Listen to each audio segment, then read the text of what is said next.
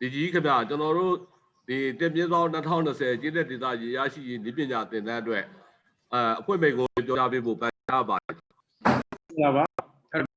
့ကျွန်တော်တို့ဒီ online training ပေါ်တက်ရောက်လာကြတဲ့ဌာနဆိုင်ရာတတိယကျွန်တော်တို့ဝန်ထမ်းတွေ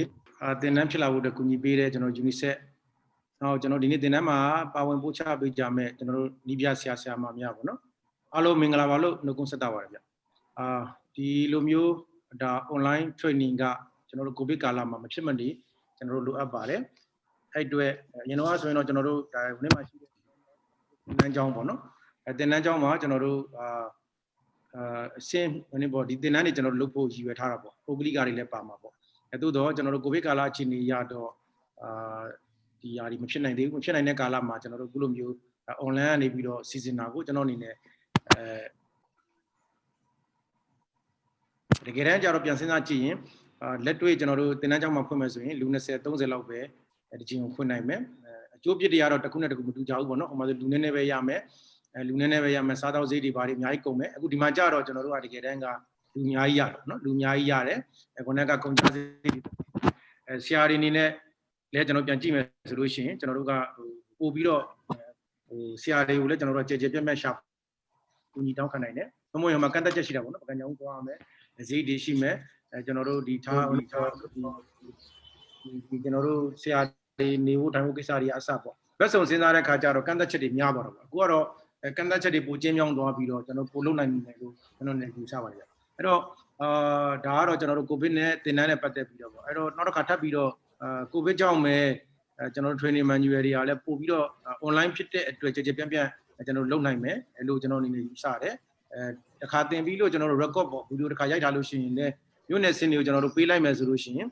နောက်တစ်ကြိမ်ဒါသူတို့ကနားထောင်တာနဲ့ဗီဒီယိုကြည့်တာနဲ့ပဲဆက်ပြီးတော့ပေါ်နိုင်တဲ့အနေအထားမျိုးလေးတွေရှိနိုင်ပါတယ်ဒါကတော့အကျိုးကျေးဇူးတွေဖြစ်ပါတယ်အဲ့တော့အားလုံးနှုတ်ခွန်းဆက်တာပါတယ်ရေပေးနဲ့ပတ်သက်လို့ကတော့ကျွန်တော်တို့လက်ရှိအခြေအနေလေးကိုပေါ့မြန်မာနိုင်ငံလက်ရှိအခြေအနေလေးကိုပြောချင်ပါတယ်မြန်မာနိုင်ငံကကျွန်တော်တို့အခြားနိုင်ငံတွေနီးတူပဲ2030မှာဒီ SDG target စစ်အရာပေါ့နော်ကိုအဲဒီအရာကျွန်တော်တို့2030မှာတန်ကြောင်းတော်ရရှိရေးကိုကျွန်တော်တို့ပြန်မှန်းဆောင်ရွက်နေတယ်ဒီတိုင်းပဲUNICEF ရဲ့အကူအညီနဲ့ကျွန်တော်တို့မဟာဗျူဟာမူပေါင်းကျွန်တော်တို့ဒီ strategy ဆွဲတာအဲ strategy ကလည်း2030 target ပြည့်မီဖို့ပဲဖြစ်တယ်ပြည့်မီဖို့ဖြစ်တယ်အဲဒီတိုင်းပဲကျွန်တော်တို့ကျေးလက်ဥပဒေကလည်းကျွန်တော်တို့မကြခင်ကထွက်ခဲ့တယ်ကျေးလက်ဥပဒေမှာလည်းကျွန်တော်တို့က2030 target ကိုပြည့်မီအောင်လုပ်ဖို့ပဲကျွန်တော်တို့ဆိုထားပါတယ်ဗျအဲ့တော့ဒါကတော့တကဘာလုံးနေတူကျွန်တော်တို့ရေလို့ပြောပြီးဆိုလို့ရှိရင်ဒါ no one leave behind ပေါ့နော်ဘယ်သူမှမကြံခဲ့ရအောင်နောက် water is human right ပေါ့ရေဆိုတာကကျွန်တော်တို့လူခွင့်ရေးပဲလူတွေအားလုံးရတဲ့ကိစ္စပဲကျွန်တော်တို့ဒီအစိုးရတွေကနေပြည်သူတွေလုပ်ပေးရမယ် service ပဲပေါ့နော်ဒီလိုမျိုးသဘောထားပြီးတော့service ပေးဖို့ကျွန်တော်တို့ခုနကဥပဒေတွေခုနက strategy တွေ investment plan တွေဆွဲထားပါတယ် investment plan ရကြည့်ရင်လည်းကျွန်တော်တို့ cost plan ဆွဲထားတယ်ဒါလည်း UNICEF ရဲ့အကူအညီနဲ့ကျွန်တော်တို့ဆွဲနိုင်ခဲ့တယ်ဆွဲထားတဲ့အတွက်ကျွန်တော်သွားမဲ့လမ်းကြောင်းကကျွန်တော်တို့ဒါကွက်ကွက်ကွင်းဖြစ်နေတယ်အခုချိန်ဒီ challenges တွေတော့ရှိနေပါတယ်ဗျ challenges တွေလဲဆိုတော့ကျွန်တော်ရေဘေးလုပ်ငန်းတွေအောင်မြောင်လုပ်ဖို့အတွက်ပုဂ္ဂလိကကဏ္ဍရင်းနှီးမြှုပ်နှံမှုပေါ့နော်ပုဂ္ဂလိကကကျွန်တော်တို့ဒီ sector မှာရင်းနှီးမြှုပ်နှံတာမတွေ့သေးဘူး business potential မဖြစ်ဘူးပေါ့နော်သို့တော့ကျွန်တော်တို့ဥပဒေမှာတော့လုပ်လို့ရအောင်ကျွန်တော်တို့အခွင့်အလမ်းပေးထားတယ်တချို့နေရာတွေမှာလည်းစပြီးတော့လုပ်နေပြီပေါ့သို့တော့ကျန်တဲ့ကျွန်တော်တို့ဒီ business လုပ်ငန်းတွေလို့ကျွန်တော်တို့ဒီ private sector ဝင်လုပ်တာလေးတွေနေသေးတယ်ဒီတိုင်းပဲကျွန်တော်တို့ဒီ investment plan ပြည့်မီဖို့ target ပြည့်မီဖို့ဆိုလို့ရှိရင်ကျွန်တော်တို့လက်ရှိဆိုရင် gap တွေရှိတာပေါ့အဲ့ဒါတော့ financial gap တွေရှိတယ်ကျွန်တော်တို့ကျန်တဲ့အခက်အခဲလေးလည်းရှိတာဥပမာဆိုဒီနေ့မျိုးရေပေးကျွန်တော်တို့နိုင်ငံမှာဒီခုနက2030 target ပြည့်မီဖို့ဆိုလို့ရှိရင်ကျွန်တော်တို့ရှိနေတဲ့ institution တွေမှာ training center ကြီးတွေ training school ကြီးတွေကောင်းကောင်းကန့်ရှိနေသင့်တယ်ကျွန်တော်တို့ခုနကဒီလူထုံးလုံးတွေမူဝါဒတွေတောက်လျှောက်ဒါရေးဆွဲထုတ်ပြန်နေသင့်တယ်ထုတ်ပြန်နေသင့်တယ်ဤပညာပိုင်းဆိုင်ရာတွေလည်းတိုင်းသွားနေသင့်တယ်ပေါ့ဒါလေးကလည်းကျွန်တော်တို့မြန်မာရှိတော့ကိုကွန်ကိုကနေနိုင်တဲ့လောက်တော့ကျွန်တော်တို့ပကံညာဦးမှာကျွန်တော်တို့သင်တန်းကျောင်းလေးလုပ်ထားတယ်နောက်တစ်ခါဒီနေပြည်တော်မှာလုပ်ဖို့လည်းကျွန်တော်တို့စီမံနေပါတယ် UNICEF နဲ့အကူအညီနဲ့ကျွန်တော်တို့သွားလေးလာပြီးဒီမှာနိုင်ငံတွေမှာသွားလေးလာပြီးတော့ကျွန်တော်တို့ဒီ curriculum တွေပြင်တာတွေဘာတွေပေါ့ဒါတွေလည်းကျွန်တော်တို့စဉ်းစားနေပါဒါတွေကတော့လက်တလော gap တွေဘာကြောင့်အဲ့ဒါပြောရလဲဆိုတော့အခုကျွန်တော်တို့ကွန်ပျူတာလုပ်ငန်းတွေလုပ်တဲ့အချိန်မှာကျွန်တော်တို့ဒါဒီ competition ကိုသွားကြတော့ competition သွားကြတဲ့အခါကျတော့ company တွေကဒီလုပ်ငန်းတွေမှာဝင်ရောက်ဆောင်ရွက်ကြတယ်အဲ့ခါမှာကျွန်တော်တို့ဌာနဆိုင်ရာတွေပေါ့ regulator တွေကပဲဒီနည်းပညာတွေကိုသိဒီလုပ်တွေကိုလုပ် ဒီလိုမရတော့တဲ့ခါကျတော့တကယ်လို့မဲ့လူတွေကခုနက private sector တွေဖြစ်သွားတယ်ဆိုတော့ကျွန်တော်တို့ခုနကပြောတဲ့ရေပေးဆန်ဒီပညာတွေကကျွန်တော်တို့ကကြီးကြပ်ဖို့အတွက်တာဝန်ရှိတယ်ဒီဇိုင်းလုပ်ဖို့အတွက်တာဝန်ရှိတဲ့အတွက်ဒီပညာသိဖို့လို့အကောင့်တွေပေါ်မဲ့လူတွေကပိုကျွမ်းကျင်မှုဆိုရင်သင်တန်းတွေမှာကျွန်တော်တို့ကဖြစ်ရမှာခုနက private sector တွေကိုကျွန်တော်တို့ကသင်တန်းပေးဖို့တွေလိုအပ်လာမယ်လိုအပ်လို့ရှိရင် license ပေါ့နော်ကျွမ်းကျင်မှု license တွေပေးဖို့တွေလိုအပ်လာမယ်အဲ့ဒီမျှော်မှန်းထားပါတယ်သို့တော့ကျွန်တော်တို့အခုချိန်ထိတော့ခက်ခဲနေပါသေးတယ်ဒါတွေကတော့ကျွန်တော်တို့လက်တလုံးတွေ့ရှိရတဲ့အခက်အခဲတွေနဲ့ gap တွေဖြစ်ပါတယ်နောက် gap ခုကကျွန်တော်တို့ဗာလဲဆိုတော့ကျွန်တော်တို့ရဲ့ကြီးမားသော challenges က climate change ပါလေ climate change ကနေ့စဉ်နဲ့မျှပြောင်းလဲနေတယ်လူပြီးသားတွေကလည်းကျွန်တော်တို့ရေကြီးလို့ပြတ်သွားတာမျိုးတွေရှိနေတယ်ဒါပါတော့ပုံစံမျိုးစုံပေါ့တိုးတက်လာတဲ့လူကြီးရေကြောင့်တိုးတက်လာတဲ့စီးပွားရေးအခြေအနေကြောင့်မလုံလောက်တာတွေဖြစ်လာတယ်နောက်က climate change impact ကြောင့်နော်ကျွန်တော်တို့ source တွေကပျောက်ကွယ်သွားတာတွေတစ်တော်တွေပျောက်ကွယ်သွားလို့စိတ်ဆိုင်တွေပျောက်ကွယ်သွားတာတွေနောက်ကကျွန်တော်တို့ဒီရေတွင်းရေကန်တွေကရာသီဥတုပေါက်ပြန်တဲ့အတွက်ကြောင့်မရလို့ကျွန်တော်တို့ shortage ဖြစ်ရတာတွေဒါတွေကတော့တော်တော်လေးကြီးမားတဲ့ကျွန်တော်တို့ရဲ့ challenges တွေဖြစ်နေတယ်အဲ့တော့ကျွန်တော်တို့ investment ကိုဆွဲတဲ့ plan တွေဆွဲတဲ့အခါမှာဒါတွေကိုကျွန်တော်တို့အများအားစဉ်းစားနေရပါတယ်အဲ့တော့နောက်တစ်ခုရှိသေးတယ်ဗျကျွန်တော်တို့တချို့နေရာတွေပေါ့မြန်မာနိုင်ငံလက်ရှိအခြေအနေကထားပါတော့91ရာခိုင်နှုန်းလောက်ကျွန်တော်တို့တနိုင်ငံလုံးမှာလွှမ်းခြုံတယ်target ရဆိုလို့ရှိရင်တော့ကျွန်တော်တို့ဒါ on track တော့ဖြစ်နေသေးတယ်သို့တော့ဘာပြဿနာလဲဆိုတော့ surface water ပြဿနာ surface water ကျွန်တော်တို့က treat မလုပ်နိုင်ဘူးကျွန်တော်တို့ကဒီတိုင်းပဲအကာအကွယ်မဲနဲ့တုံးနေကြတယ်အဲ့ဒါတွေကမိုးရေတွေပြောမှာဆိုလို့ရှိရင်မိုးရေတွေချောင်းရေတွေမြေရေတွေအဲ့အရာတွေဘယ်နေရာဒီမှာရေပေါ်ပြီးတော့ရေမတန်းဖြစ်နေတာအရာတိုင်းလိုနေရာမျိုးရခိုင်လိုနေရာမျိုးနော်ကျွန်တော်တို့ဒီရန်ကုန်နဲ့ပဲခူးကကျွန်တော်တို့ဒီမြေပေါ်ရေတွေပေါ့အဲ့ဒါတွေကလည်းကျွန်တော်တို့ကပြဿနာအဲ့တော့ကျွန်တော်တို့ပြဿနာကိုသိမှပဲကျွန်တော်တို့ကအဖြေရှာလို့ရမှာပေါ့ဒါမှကျွန်တော်တို့မျိုးတဲ့ကျွန်တော်တို့ဒါတကဘာလုံးကတတ်မှတ်ထားတဲ့ SCG target သွားနိုင်မယ်တကဘာလုံးကလက်ခံထားတဲ့တန်ရှင်းတောက်တင်းဆိုတာဘာလဲဆိုတော့သွားနိုင်မှာပေါ့အဲ့တော့အဲ့ဒါတွေကတော့ဒါကျွန်တော်တို့အခြေအနေလေးတွေရဲ့အဲ့ဒါတွေကိုချက်သွင်းစဉ်းစားပြီးတော့ကျွန်တော်တို့စဉ်းစားနေတယ်အခုခုနက cost plan တော့ရှိတယ် investment plan တော့ရှိတယ်နည်းနည်းလေးကျွန်တော်တို့ကမြေပြင်ချက်လက်တွေနဲ့ပြန်လည်တိုက်စစ်ဖို့လုပ်တဲ့အတွက်ကြောင့်ကျွန်တော်တို့ဌာနအနေနဲ့တော့ကျွန်တော်တို့ RWS MIS ဆိုတဲ့ကျွန်တော်တို့ဒီ data ကောက်တာပေါ့အဲ့တော့လက်ရှိအခြေအနေမှန်ကိုသိဖို့လိုပါတယ်အခြေအနေမှန်ကိုသိမှကျွန်တော် invest လုပ်တဲ့နေရာ target လုပ်တဲ့နေရာမှန်မယ်ခုနကနီးပညာရွေးချယ်မှုတွေမှန်မယ်ကျွန်တော်တို့လိုအပ်တဲ့ကျွန်တော်တို့ investment plan target တွေရောက်မှာပေါ့အဲဒါကြောင့်ကျွန်တော်တို့ MS data လည်းကောက်နေပါတယ်ဗျအဲဒီကောက်တဲ့ data အရတော့ကျွန်တော်တို့data ချက်လက်တွေရေးမြင့်ချက်လက်တွေရေးမြင့်ချက်လက်တွေရမယ်ရေးသွချက်လက်တွေရမယ် functionality ချက်လက်တွေရမယ် coverage ဖြစ်ဖြစ်သိမယ်ပေါ့နောက်ဆုံးတော့ကျွန်တော်တို့သူ့ကို analysis လုပ်ပြီးတော့ report ထွက်တဲ့အသည့်ပေါ့ဒါလည်းကျွန်တော်တို့ခုနက SDG ရဲ့ definition တွေနဲ့ လိုအပ်ချက်တွေနဲ့ inline ပြောင်းလုပ်တာပါတယ်အဲ့တော့ကောက်တာကတော့ကျွန်တော်တို့19000လောက်ကောက်ပြီးကြည့်ရပါ6400ရှိပါတယ်ဒီနေ့တက်ပြီးတော့ကောက်မယ်ပြီးရင်ကျွန်တော်တို့ scan data တွေကိုသုံးပြီးတော့ကျွန်တော်တို့ပြန်ပြီးတော့နောက်ခဲ့တယ်ပေါ့2030တိဆိုတော့9နှစ်2နှစ်ကျန်ပါလေဗျ9နှစ်10နှစ် plan ဆွဲမယ် investment plan ဆွဲမယ်ကျွန်တော်တို့ financial strategy လေးပြန်ပြီးတော့ပြင်မမယ်ဗျအဲ့ဒါလုပ်ရင်တော့ကျွန်တော်တို့အောင်မြင်မယ်တက်ကြရောက်မယ်လို့ယူဆပါတယ်ဒီနေရာမှာတော့သိကြပါတယ်ဌာနဆိုင်ရာတစ်ခုတည်းမရဘူးဝန်ကြီးဌာနတွေတစ်ခုနှစ်ခုတည်းနဲ့လည်းကျွန်တော်တို့မရဘူး private sector တွေပါဖို့လိုတယ်ပြည်သူတွေပါဖို့လိုတယ်ကျွန်တော်တို့ဒီနိုင်ငံတကာဖွဲ့စည်းပါဖို့လိုတယ်အဲ့ဒါကိုလည်းကျွန်တော်တို့က plan မှာထည့်သွင်းဘယ်လိုပါဝင်ဆောင်ရွက်မလဲဆိုတာတော့စဉ်းစားနေတယ်အဲ့တော့ဒီတင်တဲ့ကျွန်တော်တို့လက်တူးတွင်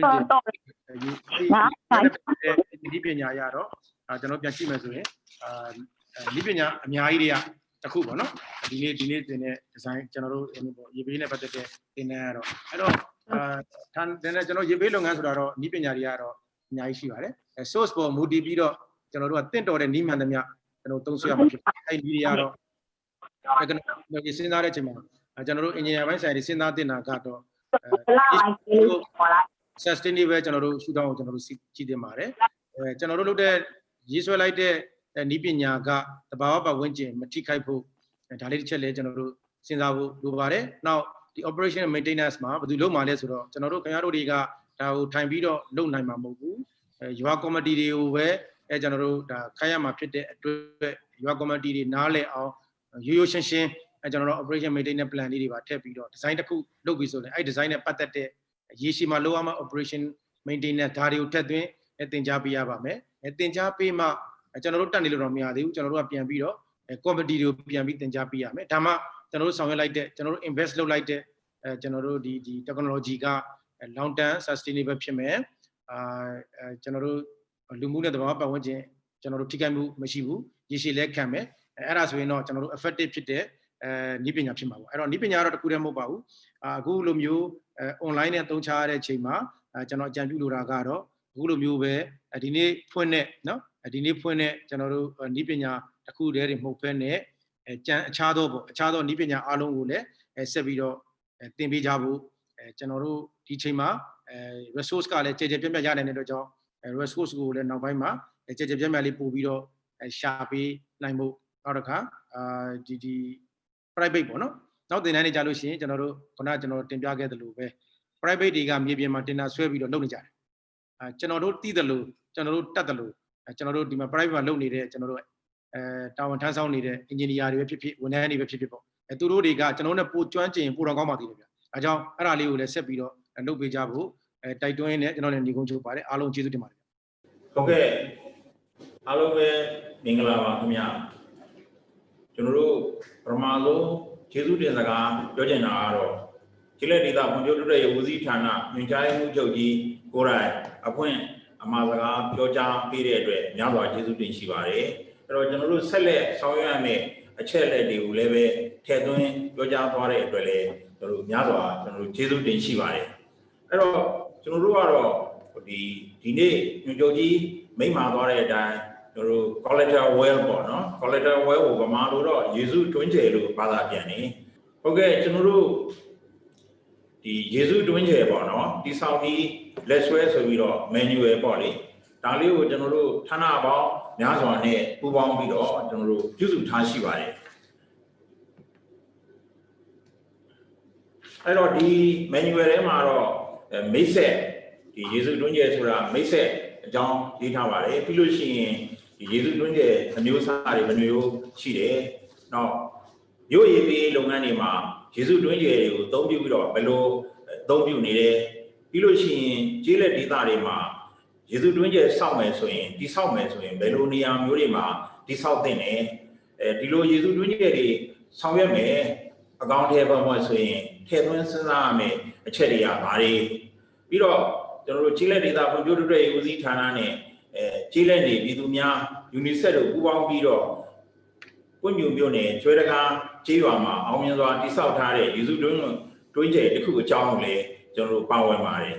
ဒီတင်မကလည်းနဲ့ယေစုတွင်းကျယ်တစ်ခုတည်ဆောက်မယ်ဆိုရင်ဘယ်လိုဒီဇိုင်းလုပ်တင်တယ်ခံမှန်းကုန်ကြစရိတ်ဘယ်လောက်ရှိနိုင်တယ်ဒီချက်လက်တွေလည်းကျွန်တော်တို့စူးစမ်းပြီးတော့ပြုစုထားပါတယ်အဲ့တော့မြန်မာနိုင်ငံမှာဒီလိုဆိုရင်ယေစုတွင်းကျယ်တွေဘယ်လိုနေရာတွေမှာလုပ်နိုင်တယ်လဲဆိုတဲ့ potential area တွေအကြောင်းကိုလည်းစူးစမ်းပြီးဖော်ပြထားပါတယ်အဲ့တော့ယေစုတွင်းကျယ်လုပ်ဖို့အတွက်နေရာတွေလည်းသိပြီးဘယ်လိုနေရာတွေပေါ့ဘယ်လိုအချက်လက်တွေကိုစတင်လေ့လာရမလဲဒီမြေသဘာဝကိုသိနိုင်ဖို့အတွက် geophysical survey ဒီအကြောင်းကိုလည်းကျွန်တော်တို့ဖော်ပြထားပါတယ်တခါ design လုပ်မယ်ဆိုရင် design criteria မှာကျွန်တော်တို့ပါဝင်ရမယ့်အချက်တွေဒီအကြောင်းကိုလည်းကျွန်တော်တို့တတ်နိုင်သမျှစူးစမ်းပြီးတော့ပြုစုထားကြပါတယ်တခါကျွန်တော်တို့ကနောက်ဆုံးမှာတော့ယေစုတွင်းကျယ်တစ်ခုလုပ်မယ်ဆိုရင်ယေစုတွင်းကျယ်တစ်ခုလုပ်မယ်ဆိုလို့ရှိရင်ဒီတိုင်းလုပ်လို့မရဘူးကျွန်တော်တို့ကဒီသူ့မှာလိုက်နိုင်ရမယ့်ချက်တွေ environmental point of view ကနေပြီးတော့လိုက်နိုင်ရမယ့်ချက်တွေဘာတွေရှိတယ်တခါရေရင်းမြစ်နဲ့ရေချောင်းများဖွံ့ဖြိုးတိုးတက်ရေးဦးစီးဌာနကထုတ်ပြန်ထားတဲ့ဥပဒေဤဥပဒေအကြောင်းတွေကိုလည်းပဲကျွန်တော်တတ်နိုင်သမျှmanual ထဲမှာထည့်သွင်းဖော်ပြထားပါတယ် manual ကိုဌာနပေါင်းစုံဆောင်ရွက်ထားပေမဲ့လို့ထပ်မံဖြစ်ဆိုရမယ်အချက်တွေလည်းရှိနိုင်သေးတယ်ဆိုတော့ကျွန်တော်တို့လက်ခံယုံကြည်ပါတယ်အဲ့တော့သင်တန်းနည်းပြတွေအနေနဲ့ဘယ်ကသင်တန်းနည်းပြတွေလဲလို့ပြောလို့ရှိရင်ပထမဆုံးကတော့ကျွန်တော်တို့ရေဆယ်မြောင်းနဲ့ရေအသုံးချရေးရေအသုံးချမှုစီမံခန့်ခွဲဦးစီးဌာနပေါ့လေဒီဌာနပါပါတယ်အင်္ဂလိပ်လိုကတော့ကျွန်တော်တို့ Department of Irrigation and Water Resource Management ပါပါတယ်ပြီးလို့ရှိရင်ကျွန်တော်တို့ Environmental Conservation Department လို့ခေါ်တဲ့ပတ်ဝန်းကျင်ထိန်းသိမ်းရေးဦးစီးဌာနပါဝင်ပါတယ်ပါဝင်ရတဲ့အကြောင်းရင်းကတော့ညီသည့်လုပ်ငန်းပဲဖြစ်ဖြစ် environmental point of view ကနေတင်ပြနိုင်အောင်လို့ထည့်သွင်းထားခြင်းဖြစ်ပါတယ်နောက်တစ်ခုကတော့ဘူမိဗေဒလေ့လာရေးနဲ့ဓာတ်သတ္တုရှာဖွေရေးဦးစီးဌာနလို့ခေါ်တဲ့Department of Geological Survey and Mineral Exploration ဘာဖြစ်လို့ပါနေတာလဲဆိုတော့မကြာမီမှာထွက်ပေါ်လာတော့မယ် groundwater management တော့ဗဟိုကော်မတီမှာကျွန်တော်တို့ DGSC က secretary role မှာတာဝန်ယူပြီးတော့အကောင့်ထဲပေါ်မှာဖြစ်တဲ့အတွက်သူတို့လည်းပါဝင်ပါတယ်နောက်ထပ်ဌာနတစ်ခုကတော့ရေအင်းမြင့်နဲ့မြင်းချောင်းများဖွံ့ဖြိုးတိုးတက်ရေးဦးစီးဌာနအတူကောက်ကတော့ Department of Water Resources and Improvement of River System ဆိုပြီးတော့ DWI ကသူကမြစ်တွေချောင်းတွေထဲမှာဘာပဲလုပ်လို့သူတို့နဲ့ပတ်သက်မှုရှိပါတယ်သူတို့ကလည်းပဲကျွန်တော်တို့ဥပဒေနည်းဥပဒေနှစ်ခုလုံးထုတ်ထားပါတယ်နောက်တစ်ချက်ကတော့ design ပိုင်းနဲ့ပတ်သက်ပြီးတော့ရန်ကုန်နောက်ပိုင်းနည်းပညာတက္ကသိုလ်ကျွန်တော်တို့မြို့ပြ engineer ဌာနလည်းပါဝင်ပါတယ်နောက်တစ်ချက်ကတော့စစ်တွေတက္ကသိုလ်ကတော့ဘာလို့ပါဝင်နေလဲဆိုတော့ကျွန်တော်တို့ hydrogeology နဲ့ပတ်သက်ပြီး basic hydrogeology ဒါအပြင် pumping test နဲ့ပတ်သက်ပြီးတော့ကျွန်တော်တို့စစ်တွေတက္ကသိုလ်ကပါဝင်ပို့ချသွားမှာဖြစ်ပါတယ်နောက်ဌာနတစ်ခုကတော့ရေလို့ပြောလို့ရှိရင် water quality နောက်တောက်သုံးရေရည်သွင်းနဲ့ပတ်သက်ပြီးပြည်သူ့ကျန်းမာရေးဦးစီးဌာနလုပ်ငန်းဝင်နဲ့ပတ်ဝန်းကျင်တန်ရှင်းရေးဌာနခွဲမှာဒီညွှန်ကြားမှုကိုတိုင်းကျွန်တော်တို့ပို့ချသွားမှာဖြစ်ပါတယ်နောက်ဆုံးတော့မဟုတ်ပါဘူးကျွန်တော်ကျေးလက်ဒေသဖွံ့ဖြိုးတိုးတက်ရေးဦးစီးဌာနကတော့ကျေးလက်ဒေသရေကောင်းရေသန့်ရရှိရေးမှာတာဝန်ခံဆောင်ရွက်နေတဲ့ကျေးလက်ဒေသဖွံ့ဖြိုးတိုးတက်ရေးဦးစီးဌာနလည်းပါဝင်ပါတယ်နောက်ဆုံးအနေနဲ့ကတော့ဒီသင်တန်းတွေကိုကျွန်တော်တို့ကဌာနဆိုင်ရာအသီးသီးရဲ့လိုက်မှန်မှုကိုခံယူပြီးဆောင်ရွက်ပေးနေတဲ့ UNICEF လည်းပါဝင်ပါတယ်ခင်ဗျာဒါကတော့ကျွန်တော်တို့ trainer တွေဖြစ်ပါတယ်အဲ့မှာတော့ကျေးလက်ဒေသဖွံ့ဖြိုးတိုးတက်ရေးဦးစီးဌာနဆိုရင် trainer အနည်းဆုံး3ယောက်ခန့်ပါဝင်မှာဖြစ်ပါတယ်ကျွန်တော်တို့ UNICEF ကလည်း trainer အနည်းဆုံး2ယောက်လောက်ပါဝင်မှာဖြစ်ပါတယ်ကျန်တဲ့ဌာနတွေကတော့ဌာနတစ်ခုမှာကျွန်တော်တို့ပညာရှင်တဦးစီပူးပေါင်းပို့ချပေးမယ်လို့သိရတဲ့အတွက်လည်းကျွန်တော်တို့ကျေးလက်ဒေသဖွံ့ဖြိုးတိုးတက်ရေးဦးစီးဌာနကိုစားပို့ချပေးမဲ့သင်တန်းဆရာများတက်ရောက်နေကြတဲ့သင်တန်းသူသင်တန်းသားများအားလုံးကိုအထူးကျေးဇူးတင်ရှိပါတယ်လို့ပြောကြားလိုပါတယ်ခင်ဗျာဒါတော့ကျွန်တော်တို့အချိန်စရာလေးပါကျွန်တော်တို့အချိန်စရာတိုင်းပဲကျွန်တော်တို့ဒီနေ့မှာကျွန်တော်တို့စပြီးတော့ဖွင့်လှစ်ပါပြီကျွန်တော်တို့ကျေးလက်ဒေသဖွံ့ဖြိုးတိုးတက်ရေးဦးစီးဌာနညွှန်ကြားရေးမှူးချုပ်ကြီးကိုယ်တိုင်ကျွန်တော်တို့အဖွဲ့မိန်ဝင်ပြောကြားသွားပြီးဖြစ်ပါတယ်အဲ့တော့ကျွန်တော်တို့ UNICEF က intro ပြောပြီးလို့ရှိရင်ဒုတိယပို့ချမဲ့ဒီပုဂ္ဂိုလ်ကတော့ပညာရှင်ကတော့ဒေါက်တာကေခိုင်အေးကျွန်တော်တို့ညွှန်ကြားရေးမှူးလုပ်ငန်းဝင်နဲ့ပတ်ဝန်းကျင်တန်ရှင်းဌာနခွဲနောက်ပြည်သူ့ကျန်းမာရေးဦးစီးဌာနကျန်းမာရေးနဲ့အားကစားဝန်ကြီးဌာနကျွန်တော်တို့ဖြစ်ပါတယ်လို့တော့အဲ့တော့ကျွန်တော်တို့မနေ့ပြန်မှာပို့ချမယ့်အကြောင်းကတော့ type of collateral where UNICEF ကပါပါတယ်ဒါကမြို့ရေးပေးတွေမှာကိုယ်တိုင်တာဝန်ယူဆောင်ရွက်နေတဲ့ဒေါက်တာဝင်းမင်းဦးကတော့မြို့ရေးပေးဒီအကြောင်းကိုကျွန်တော်ပို့ချပေးမှာဖြစ်ပါတယ်နောက်နေရာတွေကိုဘယ်လိုရွေးချယ်တင်တယ်လဲဆိုတဲ့အချက်ကိုတော့ UNICEF ကပို့ချပေးမှာဖြစ်ပါတယ်နောက်ကျေးလက်ဒေသတွေမှာဒီလိုယေစုတွင်းကျယ်တွေကိုဘယ်လိုဆောင်ရွက်တင်တယ်လဲဆိုတဲ့အကြောင်းကိုတော့ကျေးလက်ဒေသဖွံ့ဖြိုးတိုးတက်ရေးဦးစီးဌာန UNICEF တို့ပူးတွဲပြီးတော့ပို့ချသွားမှာဖြစ်ပါတယ်ဒါကတော့ကျွန်တော်တို့အကြမ်းမြင်လေးပဲပြောတာပါကျွန်တော်တို့ဒါတပတ်ကို3ရက်8နာရီခွဲကနေပြီးတော့10နာရီခွဲထိပေါ့အဲ့တော့ကျွန်တော်တို့သင်တန်းလူသင်တန်းသားများအနေနဲ့တက္ကသိုလ်ကိုပြန်လဲတက်ရောက်နေတယ်လို့စိတ်ထဲမှာနော်ခံယူပြီးတော့ကျွန်တော်စောစောတက္ကသိုလ်ဆိုတာ9နာရီမှ9နာရီမဟုတ်ပါဘူးအချိန်ကြီးကအစောကြီးပြီးတော့ကျောင်းကိုပြန်ပြီးတော့တက်တယ်လို့စိတ်ထဲမှာခံစားရစေဖို့ရည်ရွယ်ပြီး7နာရီခွဲကနေပြီးတော့10နာရီခွဲထိသတ်မှတ်ထားခြင်းဖြစ်ပါတယ်တခါပို့ချမဲ့လူတွေအားလုံးကလည်းတဦးသီးသောပုဂ္ဂိုလ်မှပါကျန်တော်ပညာရှင်များအားလုံးကလက်ရှိတာဝန်ထမ်းဆောင်နေကြတဲ့သက်ဆိုင်ရာဌာနတွေမှာတာဝန်ထမ်းဆောင်နေကြတဲ့ပညာရှင်တွေလည်းဖြစ်တဲ့အတွက်သူတို့ရဲ့အလုပ်ချိန်ကိုလည်းထိခိုက်မှုမရှိစေတော့မှာကျွန်တော်မနေ့စောစော7နာရီခွဲစီစဉ်ထားခြင်းဖြစ်ပါတယ်လို့အဲ့တော့ကျွန်တော်အရေးကြီးတဲ့အချက်ကလေးကိုပဲကျွန်တော်ပြောချင်ပါတယ်ကျွန်တော်ဒီဇင်ဘာလ3ရက်ကျွန်တော်ကြာတာပရင်းနေကြလို့ရှိရင်ကျွန်တော်တို့အခုလို online ဖွင့်တဲ့သင်တန်းတွေမှာဘာတွေများပို့ပြီးတော့တိုးတက်အောင်ဆောင်ရွက်ဖို့လိုမလဲဆိုတဲ့အချက်ကိုကျွန်တော်တို့7နာရီခွဲကနေ7နာရီ40အထိကျေးလက်ဒေသဖွံ့ဖြိုးရေးတိုးတက်ရေးဦးစီးဌာနသင်တန်းသားတွေနောက်တစ်ခါသူ့ရဲ့အစီအစဉ်လိုက်ပေါ့နော် DIWRM ECD DGSC DWIR DHC DPH ပေါ့နော် DHC ကတော့ကျွန်တော်သင်တန်းDHC ကတော့သင်တန်းဆရာရောသင်တန်းသားတွေလည်းပါတယ်เนาะ DPH ကတော့ကျွန်တော်လွဲသွားတာပါ DHC မှာ Department of Higher Education မှာစစ်တွေတက္ကသိုလ်ကတက်ရောက်နေတာလည်းတွေ့ရတယ်ထို့သူရန်ကုန်အနောက်ပိုင်းဤပညာတက္ကသိုလ်ကလည်းတက်ရောက်နေတာတွေ့တဲ့အတွက်သူတို့သင်တန်းဆရာမဟုတ်ဘဲနဲ့เนาะသင်တန်းသားတွေကနေအကြံပြုပေးဖို့ကျွန်တော်တို့မြစ်တာရက်ခံပါတယ်ကျွန်တော် Public Health ကတော့ကျွန်တော်တို့တူဦးသီးသောညွှန်ကြားရေးမှူးတယောက်ပဲကျွန်တော်တို့တက်ရောက်ပါတယ်ပြီးတော့ technical expert တွေကတော့ပြင်ပလူတွေပြင်ပပညာရှင်တူဦးလည်းပဲပါပါတယ်အဲ့တော့ဆရာတို့ဆရာမတို့စူးစမ်းပြီးတော့ကျွန်တော်တို့အခုပြုလုပ်တဲ့သင်တန်းမှာအားနည်းချက်တွေကတော့ဘာတွေရှိတယ်ကျွန်တော်တို့ဘာလေးတော့ဖြည့်ဆွတ်သိနေ ဆိုတဲ့အချက်တွေကိုဦးစီးဌာနရဲ့ logo ပါတဲ့ logo နဲ့ကျွန်တော်တို့ PowerPoint slide နှစ်ချက်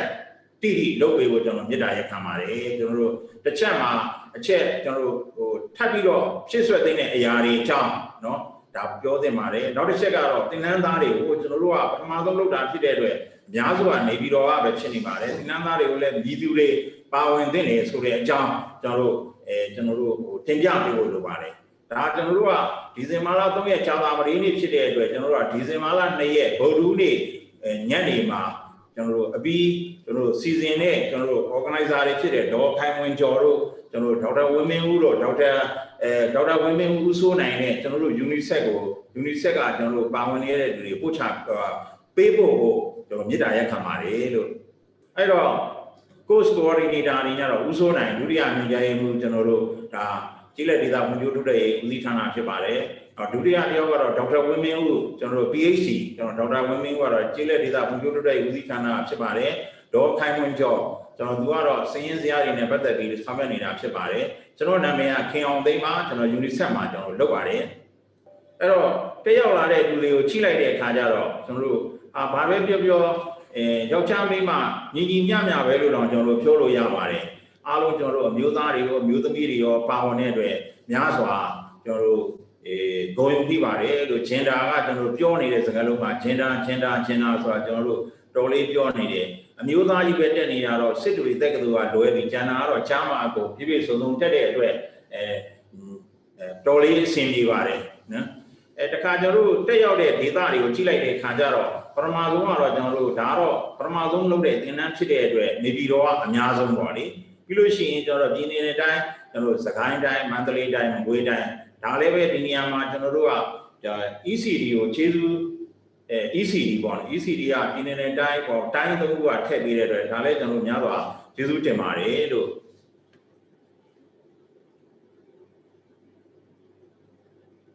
အဲ့တော့ဘာဖြစ်လို့ကျွန်တော်တို့ဒီ collateral well ကိုလုပ်တယ်လဲဆိုတဲ့အချက်ကတော့ collateral well ကိုလုပ်တယ်လဲဆိုတဲ့အချက်ကတော့တောက်သုံးရည်သာမကစိုက်ပျိုးရည်ရရှိရေးအတွက်မြင်းနားချောင်းသားတွေမှာရှိတဲ့နေရာတွေမှာဘယ်လိုတိဆောက်လို့ရတယ်အဲ့တော့ရရှိလာတဲ့ရည်ကဘယ်လိုတန်ရှင်းတယ်လဲဘယ်လိုတန်ရှင်းတယ်စိုက်ပျိုးရေးမှာလည်းဘယ်လိုသုံးချလို့ရတယ်ကျွန်တော်တို့တောက်သုံးရည်ရရှိရေးမှာလည်းဘယ်လိုသုံးချလို့ရတယ်လဲဆိုတာကျွန်တော်တို့ကသိနိုင်စေဖို့အတွက်ကျွန်တော်တို့သင်တန်းလေးကျွန်တော်တို့ပြုလုပ်ရခြင်းဖြစ်ပါတယ်လို့နော်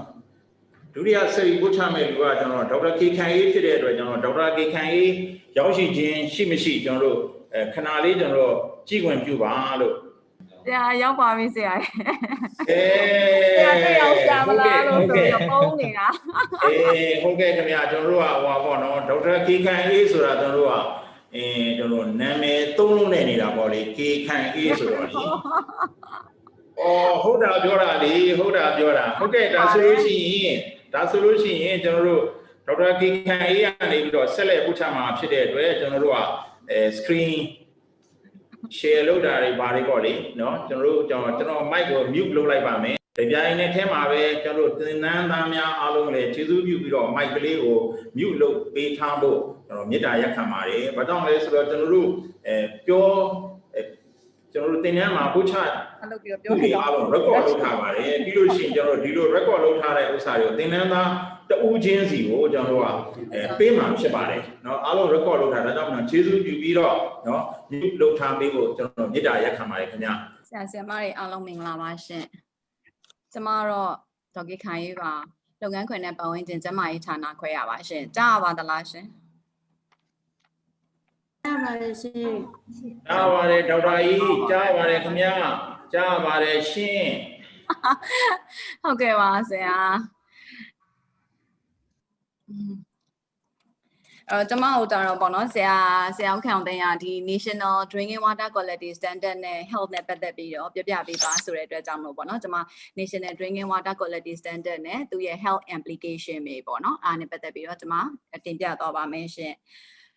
ဒါကတော့ပေါ့နော် introduction ပေါ့နော် introduction အနေနဲ့ကတော့ပထမဦးဆုံးပေါ့နော်ကျမတို့ရဲ့လူတွေရဲ့ကျန်းမာရေးအဆင့်အတန်းပေါ့နော်မြင့်မားစေရေးနဲ့ကာကွယ်မှုများရရှိနိုင်စေရေးအတွက်ပေါ့နော်ကျမတို့ဘေးအန္တရာယ်ကင်းရှင်းတဲ့တောက်ရည်ရရှိရန်ပေါ့နော် safety water ရရှိရန်လူသားတစ်ယောက်ရဲ့အခြေခံ right ပေါ့နော်လူခွင့်ရေးတစ်ရပ်ဖြစ်တယ်ပေါ့နော်အဲ့လိုမျိုးတောက်သုံးရေဒါမှမဟုတ်တောက်ရရနိုင်တဲ့ရေအားတဲ့လူသားတွေအတွက်တောက်သုံးရန်ဘေးကင်းမှုရှိပြီးတော့သူဒီဘေးကင်းမှုရှိရဲဆိုတာကလက်ငင်းရောရေရှည်အတွက်ကောဖြစ်ပြီးတော့ဘေးအန္တရာယ်ဖြစ်ခြင်းမရှိစေရဘူးပေါ့နော်ဥပမာဆိုတောက်လိုက်တယ်တောက်လိုက်လို့ဝင်လျှော်တယ်ဒါမျိုးမဖြစ်စေရဘူးရေရှည်အတွက်လည်းကျမတို့ဒီဟာကိုအမြဲတမ်းတောက်နေတဲ့အတွက်တောင်လည်းဘာဘေးအန္တရာယ်မှမရှိစေရဘူးဆိုပြီးတော့ပါရှိပါတယ်ပေါ့နော်အဲ့တော့ဘေးကင်းတဲ့တောက်သုံးရေဆိုဒီမှာတဲ့တောက်သုံးခြင်းဖြင့်မြည်သည့်ဘေးအန္တရာယ်မှမဖြစ်သည့်ရေကိုဆိုလိုပါဒီခုနကပြောပါတယ်အဲ့တော့တောက်သုံးသူများကနာမကျန်းဖြစ်စေတဲ့ဘေးအန္တရာယ်ရှိတဲ့ခုနကယောဂပိုးတွေပေါ့နော်ကျမတို့တောက်လိုက်တဲ့နောက်နေ့တိုင်းဝင်းနေသွားတယ်ပေါ့နော်ဒါဆိုလို့ရှိရင်ယောဂပိုးတွေပါလာတယ်ပြီးတဲ့အခါကျညဉ့်ဉန်းပစ္စည်းတွေပေါ့ဒါကတော့ impurity ဆိုပြောတာပါပေါ့နော်ဒီထဲမှာပေါ့နော်ဥပမာဆိုလို့ရှိရင် chemical တွေပါလာတယ်ပေါ့နော်ဒါနဲ့ပတ်သက်တဲ့ chemical တွေပါလာတယ်ဆိုလို့ရှိရင်ပေါ့နော်ဒါဆိုလို့ရှိရင်သူဒီဘေးကင်းတဲ့ရေမဟုတ်ဘူးအဲ့ဒီမြည်သည့်ပစ္စည်းများကမပြောပါလောက်တဲ့ပမာဏတွေပါဝင်မှသာလင်သူကကြတော့ဘေးကင်းမယ်ပေါ့နော်လူရဲ့ခန္ဓာကိုယ်ထဲမှာသူကဝင်လာပြီးတဲ့ခါကျခန္ဓာကိုယ်ထဲမှာသူကမပြောပါလောက်တဲ့ပမာဏဆိုသူကစီးရဲဆွန်ပစ်မယ်เนาะဝင်နေရပါသွားမယ်အဲ့ဒါဆိုလို့ရှိရင်တော့ကျမတို့ကဘေးကင်းတဲ့ရေလို့ဆိုနိုင်ပါတယ်ပေါ့နော်နောက်တစ်ခုကကြတော့အဲ့တော့ညဉ့်ဉန်းပစ္စည်းပေါ့နော်အဲ့တော့ဘေးပစ္စည်းတဲ့ညဉ့်ဉန်းပစ္စည်းတွေမှာဘာတွေပါလဲပေါ့နော်ခုနကပြောကျွန်မပြောတဲ့ဘက်တီးရီးယားပုံများပေါ့နော်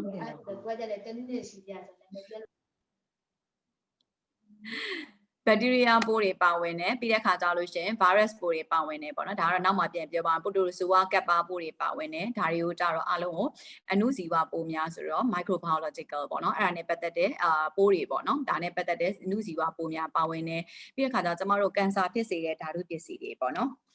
ကန်ဆာဖြစ်စေတဲ့ဓာတုပစ္စည်းတွေပေါ့နော်ဥပမာဆိုလို့ရှိရင်အာဆန်နစ်တို့လိုဟာမျိုးပေါ့နော်ပြီးတဲ့ခါကျလို့ရှိရင်ယူရေနီယံတို့ဟာမျိုးပေါ့နော်နောက်ခါကျတော့ကျမတို့ပိုးသက်ဆေးတွေပေါ့နော်ပိုးသက်ဆေးရလည်းအများကြီးရှိတယ်ကျမတို့ agriculture ပေါ့နော်ကျမတို့စိုက်ပျိုးရေးသုံးပိုးသက်ဆေးတွေပြီးတဲ့ခါကျ organic ပျော်ရည်တွေကကျတော့အိမ်သုံးတာလည်းပြင်မယ်ပြီးတဲ့ခါကျလို့ရှိရင်ကျမတို့ပေါ့နော်စက်မှုလက်မှုလုပ်ငန်းတွေကထွက်တာလည်းဖြစ်နေပေါ့နော်ပြီးတဲ့ခါကျရေနံထွက်ပစ္စည်းတွေရေသန့်ဆေးဖြစ်သုံးတဲ့ chlorine ပေါ့နော် chlorine ကလည်းများလို့ရှိရင်သူအန်တီရဲ့ဖြစ်စေနိုင်တယ်ပေါ့နော်ပြီးတဲ့ခါကျသူ့ရဲ့ဘေးထွက်ပစ္စည်းတွေပြီးတဲ့ခါကျသတ္တုတွေ metalloid တွေနောက်ဆုံး nitrate တွေပေါ့နော်ကျမတို့ fertilizer ဓာတ်မြေဩဇာတွေကပါတဲ့ nitrate တွေပေါ့နော်ဒါနဲ့ပတ်သက်တာတွေပြီးတဲ့အခါသီးနှံအာဟာရပေါ့နော်အားဖြည့်ဆေးတွေပေါ့နော်ဟော်မုန်းဆေးတွေတို့နောက် endocrine hormone အာနိသင်ယူရင်းစေတဲ့ဆေးတွေပေါ့နော်ပြီးတဲ့အခါကျလို့ရှိရင် acid ပြင်းနောက်ခါကျ acid တွေမကဘူးကျမတို့ base တွေ radio သတ္တုတပစ္စည်းများတွေနဲ့ရုပ်တရက်အဆိပ်ဖြစ်စေတဲ့အခြား drug တွေအကုန်လုံးပါဝင်တာတွေပေါ့နော်အဲ့ဒီဟာကြီးပါဝင်နေဆိုကျမတို့ဘေးဖြစ်စေတဲ့ညဉ့်ဉန်းတွေအဲ့ဒါကိုတောင်းပြီးလို့ရှိရင်လူပါပေါ့နော်ချက်ချင်းအော်ဒါမှမဟုတ်လဲပေါ့နော်ရေရှည်မှာဥစားပေါ့နော်ဘေးအန္တရာယ်ဖြစ်စေနိုင်ပါတယ်အဲ့တော့ကျမတို့ဒီစံနှုန်းတွေသတ်မှတ်တယ်ပေါ့နော်အဲ့တော့တောက်သုံးရေအတွက်စံနှုန်းသတ်မှတ်ရမှာတောက်သုံးရေဒါမှမဟုတ်လဲတောက်ရရတဲ့ရေပေါ့နော်အဲ့ဒီမှာတွေ့ရှိရတဲ့ညဉ့်ဉန်းပစ္စည်းအမျိုးမျိုးနဲ့ပတ်သက်ပြီးတော့ခုနကကျွန်မပြောတဲ့အရှိမပြောတဲ့ညဉ့်ဉန်းပစ္စည်းတွေပေါ့နော်အဲ့ဒါနဲ့ပတ်သက်ပြီးတော့ပါဝင်ထိုက်တဲ့ကန့်သက်ပမာဏများပေါ့နော်ဥပမာဆိုလို့ရှိရင်အာဆန်နစ်ဆိုဘယ်လောက်ပါရမယ်နောက်တစ်ခါကျတော့ lead ဆိုဘယ်လောက်ပါရမယ်ပေါ့နော်အဲ့ဒါနဲ့ပတ်သက်တဲ့ပမာဏတွေကန့်သက်တာဘာဖြစ်လို့ကျွန်မတို့ကကန့်သက်ရလဲဆိုတော့အဲ့တောက်သုံးရေကိုပေါ့နော်တောက်ခြင်းအပြင်ကျွန်မတို့ဒီတနေ့မှာပေါ့နော်ဘယ်လောက်လီတာတောက်မလဲ2လီတာအထက်ပေါ့နော်အဲ့လိုမျိုးတောက်မယ်ပြီးတဲ့ခါကျတော့ကျမတို့ဒီအမြဲတမ်းတောက်နေအောင်တဘွားလုံးတည်ရထိတောက်နေရမှာပေါ့နော်အဲ့ခါကျတော့တဘွားလုံးကျန်းမာရေးနဲ့ပတ်သက်ပြီးတော့နောက်ဆက်တွဲစိုးကျိုးတွေဖြစ်မလာအောင်အတွက်ကိုကျမတို့ဒီ standard ကိုချမှတ်ရခြင်းဖြစ်တယ်ပေါ့နော်ကဘာအနှံ့ပြပြည်သူတွေအတွက်ပေါ့နော်ဒါဘေးကင်းတဲ့ကျန်းမာရေးဘေးကင်းပြီးတော့ကျန်းမာရေးနဲ့ညီညွတ်တဲ့ရေကိုကျမတို့ပေးဝေမယ်တန့်စင်တဲ့ရေရင်းမြစ်ကိုရေရှည်တည်တဲ့အသုံးပြုခြင်းဟာကျမတို့ကဒါထောင်စနစ်ရင်းမြစ်ဒါတော့ကျမရဲ့ဟာဟိုတွေကကူထားတော့ million development goal ဖြစ်နေအခုက sustainable development goal ဖြစ်နေပြီပေါ့နော်သူရဲ့အခြေခံမြင်ဖြစ်ပါတယ်တဲ့ဆိုတော့အဲ့ဒါကိုဦးတည်ပြီးတော့ကျမတို့ပေါ့နော်ဒီ Department of Public Health ပေါ့ပြည်သူ့ကျန်းမာရေးဦးစီးဌာနကနေပြီးတော့မှကျမတို့drinking national drinking water quality standard ဆိုပြီးတော့ကျမတို့1990တွေကစတင်ပြီးတော့ပေါ့နော်ကျမတို့ရဲ့ဆရာကြီးတွေစတင်ပြီးတော့ initiate လုပ်တဲ့workshop တွေအများကြီးလုပ်တယ်ပေါ့နော် stakeholder ဖြစ်တဲ့နှင်းရွယ်ဝန်ကြီးဌာနတွေကိုခေါ်တယ်ပြီးတဲ့အခါ UN agency ပေါ့နော် supporting ကကျတော့ UNICEF ကပေါ့နော်အဲ့လိုမျိုးနဲ့ကျမတို့လုပ်ခဲ့တဲ့အခါကျတော့2019မှာကျမတို့ဒီကောင်ကိုပေါ့နော်standard council ကနေပြီးတော့ proof ရပြီးတဲ့အခါကျတော့ဒါကတော့ drinking water quality standard ဆိုတော့ထွက်လာပါတယ် MMS2 ပေါ့နော် February လမှာထွက်တဲ့ MMS2 2019ဆိုပြီးတဲ့အခါကျတော့ကျမတို့ထွက်လာပါတယ်ပေါ့နော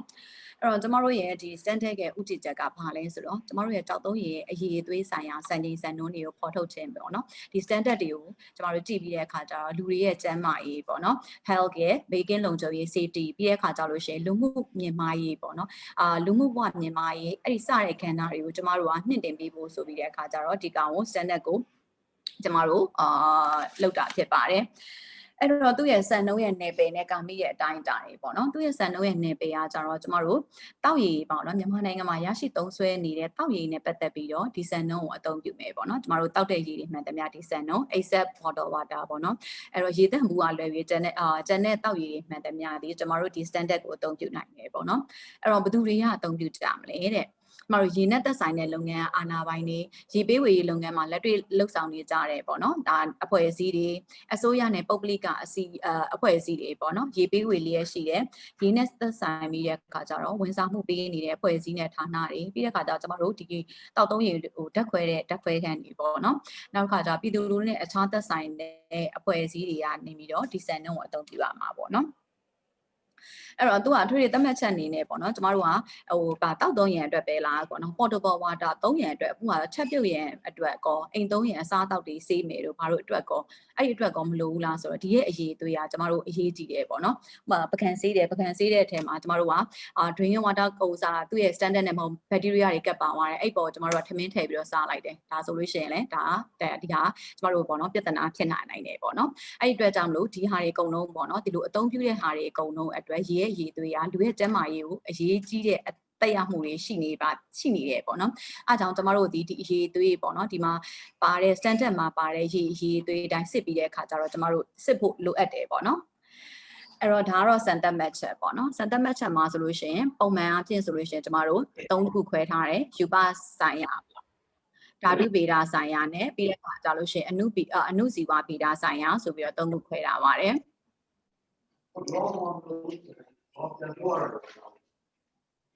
ပထမတော့ microbiological ပေါ့နော်အနုဇီဝဗေဒဆိုင်ရာသတ်မှတ်ချက်ပေါ့နော်ဒါနဲ့ပတ်သက်ပြီးတော့ရေပေးဝင်မှုစနစ်မှာဖြန့်ဝေတဲ့တောက်သုံးရေမှာပတ်သိုဂျင်ပေါ့နော်ကျမတို့ပြောတယ်ဒီ bacteria တွေ virus တွေပြီးတဲ့အခါကျလို့ရှိရင်ကျမတို့ protozoa တွေပေါ့နော်အဲ့ဒါတွေကျမတို့ pathogen လို့ခေါ်တယ် pathogen ကိုခေါ်တဲ့ယောဂဖြစ်စေနိုင်တဲ့ပိုးမွှားကင်းစင်ရမယ်တဲ့အဲ့တော့ကျမတို့အသေးရောင် virus ပိုးမွှားလွယ်ရေးပေါ့နော် hepatitis A မှလွယ်ရေးကျန်တဲ့ဟာတွေက bacteria ပိုးမွှားကြောင့်ဒီဝမ်းပြက်ဝမ်းလျှောယောဂတွေကဒီအားလုံးမှာ bacteriaပိုးကြောင့်ဖြစ်ကြနော်အဲ့တော့ရေရင်ပေါက်ဖွားတဲ့ယောဂပိုးမွှားကြောင့်တော့ဖြစ်စေတဲ့ယောဂတွေကဘာတွေလဲပေါ့နော်ကျမတို့ typhoid ပေါ့နော် typhoid ဆိုလို့ရှိရင်ကျမတို့ bacteria ပိုး salmonella typhi ကြောင့်ဖြစ်တယ်ပေါ့နော်နောက်တစ်ခါကျ paratyphoid ကာလာဝမ်းယောဂဆိုလို့ရှိရင်ကျမတို့ corolla ပေါ့နော် corolla vibrio corolla ပေါ့နော် bacteria ပိုးကြောင့်ဖြစ်တယ်ကျမတို့ dysentery ကဝမ်းကိုက်ယောဂဖြစ်တယ်အဲ့မှာအသေးရောင်ယောဂဆိုလို့ရှိရင်ခုနကပြောတယ် virus ပေါ့နော် hepatitis A virus ကြောင့်ဖြစ်တယ်ပေါ့နော်အဲ့တော့မြေပေါ်ရေမှာဆိုလို့ရှိရင် cryptosporidium sporidium ပေါ့နော်ပြီးတဲ့အခါကျဓာတိပေါ့နော် giardiasis ပေါ့နော်ဒီယောဂါတွေဖြစ်တယ်ပေါ့နော်ဒါကြောင့်ကျမတို့ကပ်ပါပိုးမွှားတွေကြောင့် parasite တွေကြောင့်ဖြစ်တာပေါ့နော်အဲ့တော့ရေရင်ပေါက်ပွားတဲ့ယောဂပိုးကြောင့်ဖြစ်ပွားတဲ့အကုန်လုံးက fecal oral route လို့ခေါ်ရဲကျမတို့ကဒီရဟန်းတွေယောဂရှိတဲ့လူကနေမျိုးဝင်းထဲကနေမစင်ထဲကနေထွက်သွားတယ်သူကကြောင့် dehydrate မှာနေမဲ့သူကပွားတယ် dehydrate ဆိုတာဥလန်းချောင်းမှာသူကပွားတယ်ပွားပြီးတဲ့အခါကျဝင်းနဲ့တူပါသွားတယ်အဲ့ပါသွားတဲ့ဟာသူအပြင်မှာ survive ဖြစ်တယ်2ပတ်လောက်အနည်းဆုံး survive ဖြစ်ပြီးတဲ့အခါကျရေရင်းမြစ်တွေကိုရောက်သွားတယ်အဲ့ဒီပါတဲ့ရေကိုကျမတို့ကတောက်လိုက်တယ်ဆိုလို့ရှိရင်အဲ့ဒီလူမှာဒီဟာနဲ့ပတ်သက်တဲ့ယောဂတွေဖြစ်တယ်ပေါ့နော်အဲ့တော့ဒါနဲ့ပတ်သက်ပြီးတော့သတ်မှတ်ချက်ကိုလုပ်တဲ့ခါကြလို့ရှိရင်ကျမတို့က coliform bacteria ပိုးမွှားအုပ်စုဆိုပြီးတော့ coliform နဲ့သတ်မှတ်တယ်ပေါ့နော်။ဘာဖြစ်လို့ coliform ကိုကျမတို့ကယူရတာလဲဆိုတော့ coliform bacteria ရေမှာကြာရှည်စွာရှင်သန်နိုင်ပြီးတဲ့ခါကျတော့ဓာတ်ခွဲခန်းမှာစစ်ဆေးပါအလဲတကူစစ်ဆေးတွေ့ရှိနိုင်တယ်ပေါ့နော်။အဲဒါကြောင့်ကျမတို့ဒီ coliform ကိုcoliform မရှိဘူးဆိုလို့ရှိရင်ကျန်တဲ့ bacteria မရှိဘူးဆိုတော့ကျမတို့တခါတည်း exclude လုပ်လို့ရတယ်။ပြီးတဲ့ခါကျတော့ကျမတို့ဒီလွယ်လွယ်ကူကူစစ်ဆေးလို့ရတယ်ပေါ့နော်။အဲ့တော့အဲ့မှာ coliform မှာဆိုလို့ရှိရင်ကျမတို့ total coliform ရယ် fecal coliform ရယ်ဆိုပြီးတော့ရှိတယ်ပေါ့နော်အဲ့တော့ total coliform positive ဆိုတော့ total coliform ထောင်ပြောရမယ်စုစုပေါင်း ကိုလီဖောင်းပေါ့နော်တိုတယ်ကိုလီဖောင်းဒါဆိုလို့ရှိရင်တိုတယ်ကိုလီဖောင်းကကျမတို့ရေထဲမှာလုံးဝမရှိအောင်ရေပေးဝေမှုစနစ်အတွင်းမှာလုံးဝမရှိအောင်ပိုက်ဖြစ်မဲ့သွဲတဲ့ရေမှာဆိုလို့ရှိရင်တို့က3ပေါ့နော်3ထိပေးထားတယ်ပေါ့နော်3ထိပေးထားတယ်ပြီးတဲ့အခါကျလို့ရှိရင်အရေးပေါ်မှာဆိုလို့ရှိရင် emergency မှာဆို10ထိပေးထားတယ်ပေါ့နော်အဲ့ခါကျတော့စုစုပေါင်းကိုလီဖောင်းနဲ့ fecal ကိုလီဖောင်းအဲ့တော့ total ကိုလီဖောင်းတွေ့ပြီဆိုလို့ရှိရင်ကျမတို့ဒီရေကပေါ့နော် NDA ဖြစ်တယ်လားဆိုတော့ကျမတို့ဒီ total ကိုလီဖောင်းကဘယ်လိုပြောရလဲ significant အသိမရှိဘူးအဲ့ခါ total ကိုလီဖောင်းဖြစ်ပြီဆိုတော့ကျမတို့က fecal ကိုလီဖောင်းကိုပြန်ကြည့်ရတယ်ပေါ့နော် fecal ကိုလီဖောင်း positive တွေ့မှသာလင်ဒီရေကတကယ်တမ်းပေါ့နော် fecal contamination ရှိရလို့ကျမတို့ကဗာလဲသတ်မှတ်လို့ရတယ်ပေါ့နော်အဲ့တော့ total ကိုလီဖောင်းမှာဘာဖြစ်လို့လဲဆိုတော့ total ကိုလီဖောင်းကကြတော့ကျမတို့ animal တွေရောဒီက plant တွေရောပေါ့နော်ဆွေးမြေ့ပြီးတဲ့အခါကျအဲ့ထဲမှာပေါက်ပွားတဲ့ bacteria ပိုးတွေရောအပြင်မှာပေါ့နော် environment ထဲမှာသူတို့နေတဲ့ bacteria ကိုလီဖောင်းထွက်တဲ့ bacteria တွေအကုန်လုံးကသူကပါနေတယ်အဲ့ခါကျတော့သူဒီလူကို anti ကအဲ့လောက်ထိမပေးနိုင်ဘူးဒါပေမဲ့လည်းကျမတို့က fecal ကိုလီဖောင်းပါတယ်ဆိုတော့ fecal ဆိုတဲ့အတွက်ကြောင့်မို့ဒါပါပြီဆိုလို့ရှိရင်တေးကြတယ်သူဒီလူရဲ့ပေါ့နော် feces မစင်ထဲကနေပြီးတော့စွန့်ထုတ်တယ်ပြီးတဲ့အခါကျခုန bacteria ပိုးတွေပါလာတယ်ပါလာပြီးတဲ့အခါကျတော့ဒါရေထဲမှာပါလာတော့ကျမတို့ကတေချာပေါက်ပြုံနိုင်တယ်ပေါ့နော်အဲ့တော့ fecal ကိုလီဖောင်းကကျမတို့ဒီ000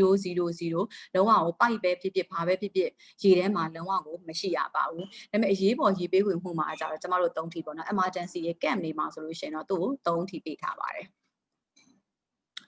်အဲ့ဒါကြတော့microbiological ပေါ့နော် microbiological ကကြတော့အနုဇီဝဗေဒဆိုင်ရာပေါ့နော်အဲ့ဒီသတ်မှတ်ချက်ကတော့ကျမတို့ကိုလီဖောင်းပဲကြည့်တယ်ပေါ့နော် total ကိုလီဖောင်းနဲ့ဟိုလဲ fecal ကိုလီဖောင်းပေါ့နော်ပြီးတဲ့အခါတော့လို့ရှိရင်ယူပနဲ့ဓာတုဆိုင်ရာအရေးအသွေးများပေါ့နော်ကျမတို့ယူပဗေဒဆိုင်ရာအရေးအသွေးပေါ့နော်ကျမတို့physically ကြည့်မယ်ဆိုလို့ရှိရင် acceptability ပေါ့လက်ခံနိုင်ပွဲအနေအထားပေါ့နော်အဲ့ဟိုစာတွေမှာဖက်ကြည့်တယ်ပေါ့နော်လက်ခံနိုင်ပွဲအနေအထားကိုတဲ့drinking water quality standard မှာထည့်ကြမလားပေါ့နော်အဲ့ခါကျတော့ WHO ကပြောထားတာကတော့ဒီလက်ခံနိုင်ပွဲအနေအထားဆိုတော့ကထည့်ရမယ်ဘာဖြစ်လို့လဲဆိုတော့လူကပေါ့နော်အရသာကလည်းစိုးနေတယ်ပြီးတဲ့ခါကျလို့ရှိရင်အနေလေးရှိရကြည်လင်မှုမရှိဘူးပေါ့နော်အရာကလည်းမကောင်းဘူးပေါ့နော်ဒါပေမဲ့ तू က standard ထဲမှာပေါ့နော်ဥပမာဆို chemical လည်းကင်းတယ်သူ့ရဲ့ bacteria လည်းကင်းတယ်ဒါပေမဲ့ဒီဘက်ကရေကကြောင့်ကြီးနေတယ်သူ့စီမှာကြောင့် bacteria ပိုးပါတယ်ဆိုလို့ရှိရင်လူအနေနဲ့လက်ခံနိုင်ပွဲအနေအထားနဲ့ကြည့်လို့ရှိရင်ကြီးနေတဲ့ရေကိုပဲတောက်ကြမယ်အဲ့ဒီအတွက်ကြောင့်လူရဲ့acceptability ပေါ့နော်အဲ့ဒါကိုဘယ်လိုပြောရမလဲ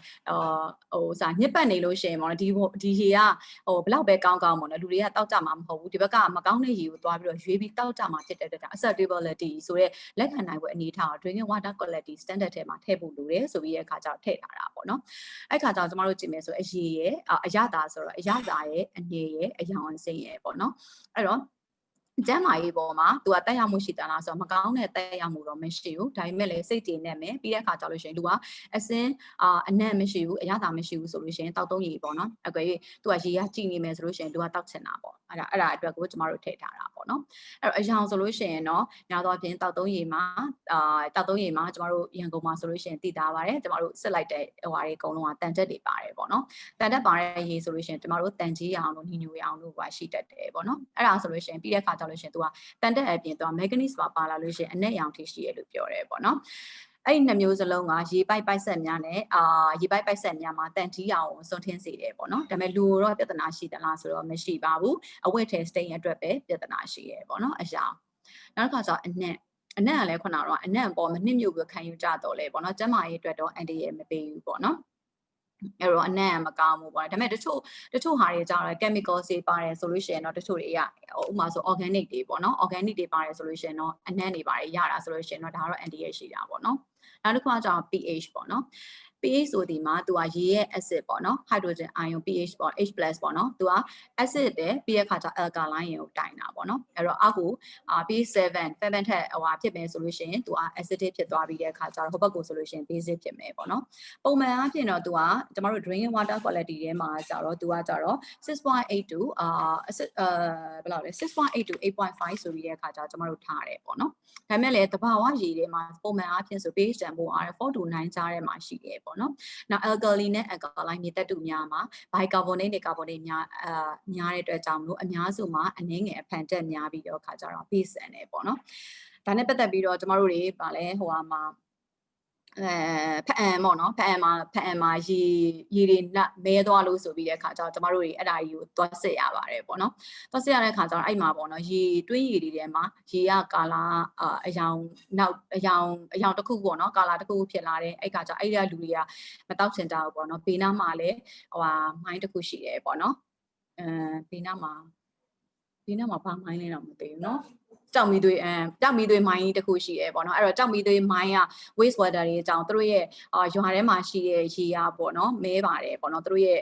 ဗာလဲအတွင်းရေတွေမဲပါတယ်ဆိုတဲ့ခါကျ complaint တွေတက်တယ်ပေါ့နော်အဲ့တော့ကျမတို့သွားစစ်လိုက်တဲ့ခါကျတော့ကျမတို့ကမဲတယ်ဆိုတဲ့ခါကျတော့တက်ကြည့်လိုက်တဲ့ခါကျတော့ကြီးတော့ကြည်နေတယ်ခတ်လိုက်တဲ့ခါကျတော့ကြည်နေတယ်ပေါ့နော်ကြည်နေစစ်ကြည့်လိုက်တဲ့ခါကျတော့အဓိကပြဿနာတက်နေတာကျတော့သူကကျမတို့ကမဲတယ်ဆိုလို့ရှိရင် ion များမလားပေါ့နော်ခုနကတော့ manganese များမလားဆိုတော့ suspected လုပ်ထားတယ်ပေါ့နော်ဒါပေမဲ့လည်းသူ့ကိုကြည့်လိုက်တဲ့ခါကျတော့ ion လည်းအဲ့လောက်ထိမများဘူးပေါ့နော် upper limit လောက်ပဲရှိတယ်ပြီးတဲ့ခါကျလို့ရှိရင် manganese လည်းမရှိဘူးပေါ့နော်ဒါပေမဲ့သူဟာထွတ်လိုက်တဲ့ခါကျတော့ဘာတွေလဲဆိုတော့ pH ကလုံးဝအောင်ကျနေ acidic pH ဘက်ကိုရောက်နေတာတွေ့ရတယ်ပေါ့နော်တကယ်ကိုကျမတို့က 6.8 နဲ့8.6 ဆို8.5 ဆိုတော့ကျမတို့ကနော် drinking water မှာကင်ထားတဲ့အချိန်မှာသူ့ရဲ့ pH တန်ဖိုးက4လောက်ထိရှိနေတယ်4 something ပေါ့နော်4လောက်ထိအောက်ရောက်တာတော့မတွေ့ဘူးပေါ့နော်4 something တို့5 something တို့အဲ့လိုတွေဖြစ်နေတယ်ပေါ့နော်ဒါလေးပြောတာပါအဲအကြောင်းမို့ဒီထဲမှာတွေ့တာတဘာဝရေများတာပုံမှန်အားဖြင့် pH တန်ဖိုးက4နဲ့9ကြားထဲမှာရှိတယ်ပေါ့နော်အဲ့တော့ကျမတို့တွေပေါ့နော်ဒီ acid တွေ pH တွေ pH acid တွေအကြောင်းပြောတာပေါ့နော်အဲ့တော့ acid တွေ pH ကလည်းဘာတွေဖြစ်လဲပေါ့နော်ကျမတို့4 ကိုကျမတို့ paper တွေရှာကြည့်တဲ့အခါကျတော့ acidic pH ကပေါ့နော် problem တော့မရှိဘူးဒါပေမဲ့လည်းပေါ့နော်sensitive ဖြစ်တဲ့လူတွေမှာကျတော့ skin မှာပေါ့နော်အရေပြားမှာသွားပြီးတော့ရားရံတာတို့ဘာလို့ပဲရှိတယ်ဒီနေ့ဟာနဲ့ပတ်သက်ပြီးတော့သူဒီပြဿနာမရှိဘူးပေါ့နော်ရေရင်ပျော်ဝင်နေတဲ့ drug များပေါ့နော် total dissolved solid ပေါ့dissolve ဖြစ်တယ်ဆိုရင်ရေထဲမှာပေါ့နော်လုံးဝအောင်ပျော်ဝင်နေတာဥပမာဆို carbonate တွေ bicap တွေchloride တွေ sulfate တွေနောက်တစ်ခါကျတော့phosphate တွေ nitrate တွေ calcium magnesium ပေါ့နော်ဒါတွေပါဝင်နေပေါ့နော်အဲ့တော့ total dissolved solid ဆိုတော့ဒီထဲမှာ total suspended solid ကျန်ခဲ့တယ်ပေါ့နော် suspended solid ဆိုလို့ရှိရင်တော့ကျမတို့ကဒီရေထဲမှာ suspended ဖြစ်နေတဲ့အတွက်ကြောင့်မြင်နိုင်တဲ့အတွက်ကြောင့်ရေကနောက်ကျနေမယ်အမှုန်တွေပါနေဒါဆိုလို့ရှိရင် suspended solid တွေများနေတယ်ပေါ့နော်ဒါဆိုလို့ရှိရင် turbidity နဲ့လည်းသူကပြောပါတယ်အဲ့တော့သူ့ကိုကြတော့နောက်မှာကြတော့တိုင်းတဲ့ဟာတွေပြောမှာTU နဲ့တိုင်းနေပေါ့နော်နောက်တစ်ခါကျတော့ hardness ဆိုတာကကျမတို့ကစက်ပြအမြုပ်ထွက်စေလုပ်တဲ့ရေစင်းရေသွက်ပေါ့နော်အဲ့တော့ hardness အဲ့တော့ရေစင်းရေသွက်ဆိုလို့ရှိရင်တော့ calcium magnesium ပေါ်မှာမူတည်ပြီးတဲ့အခါကျပါဝင်မှုရှိပြီးတဲ့အခါကျတော့သူဒီရေစည်းလားရေသွက်လားပေါ့နော်ဒါနဲ့ပတ်သက်ပြီးတော့ဟိုမရှိဘူးအဲ့ဒါကိုဒီမှာပေါ့နော်ကျမတို့အရာဒါပေါ့နော် physical parameter ပေါ့နော် physical parameter နဲ့ပတ်သက်ပြီးတော့သတ်မှတ်ချက်တွေပါကျမတို့အရာသာဆိုလို့ရှိရင်ကျမတို့ sensory evaluation technique ပေါ့နော် flavor threshold test နဲ့ဆန်တယ်သူက acceptability no objectional taste ပေါ့နော်လုံးဝကို taste မရှိအောင် acceptable ဖြစ်ရမယ်ဆိုပြီးတော့အနက်ကလည်း sensory ပေါ့နော် evaluation technique နဲ့ threshold order test နဲ့ဆန်တယ်သူဒီ acceptability တိုင်းတာတဲ့ unit က acceptability no objection days ပေါ့နော်ဒါနဲ့ပတ်သက်ပြီးတော့အယောင်ကကျတော့ကျမတို့ spectrophotometer နဲ့တိုင်းလို့ရတယ် true color unit နဲ့ပြမယ်ပေါ့နော်နောက်ကြည့်မှုခုနကတော့ပြောတယ်ကျမနောက်ကြည့်မှုဆိုတာ total suspended solid တွေရေထဲမှာအမှုန်တွေပါလာတယ် suspended ဖြစ်နေတဲ့ solid တွေပါလာပြီဆိုနောက်ကြည့်မှု turbidity ဖြစ်တယ်ပေါ့နော်သူ့ကိုရ anti unit တိုင်းတယ် nephrometric method နဲ့လုပ်တယ်ပေါ့နော် nephrometric turbidity unit နဲ့ပြတယ်ပေါ့နော်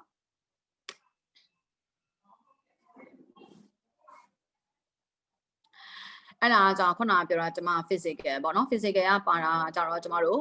ဟိုစားအယောင်အနက်ပေါ့နော် turbidity တို့ဘာလို့ပဲပါမယ်ပေါ့နော်နောက်တစ်ခါကျတော့ကျမတို့ဓာတုဆိုင်ရာအရည်အသွေးတွေပေါ့နော်ဓာတုဆိုင်ရာအရည်အသွေးဆိုတော့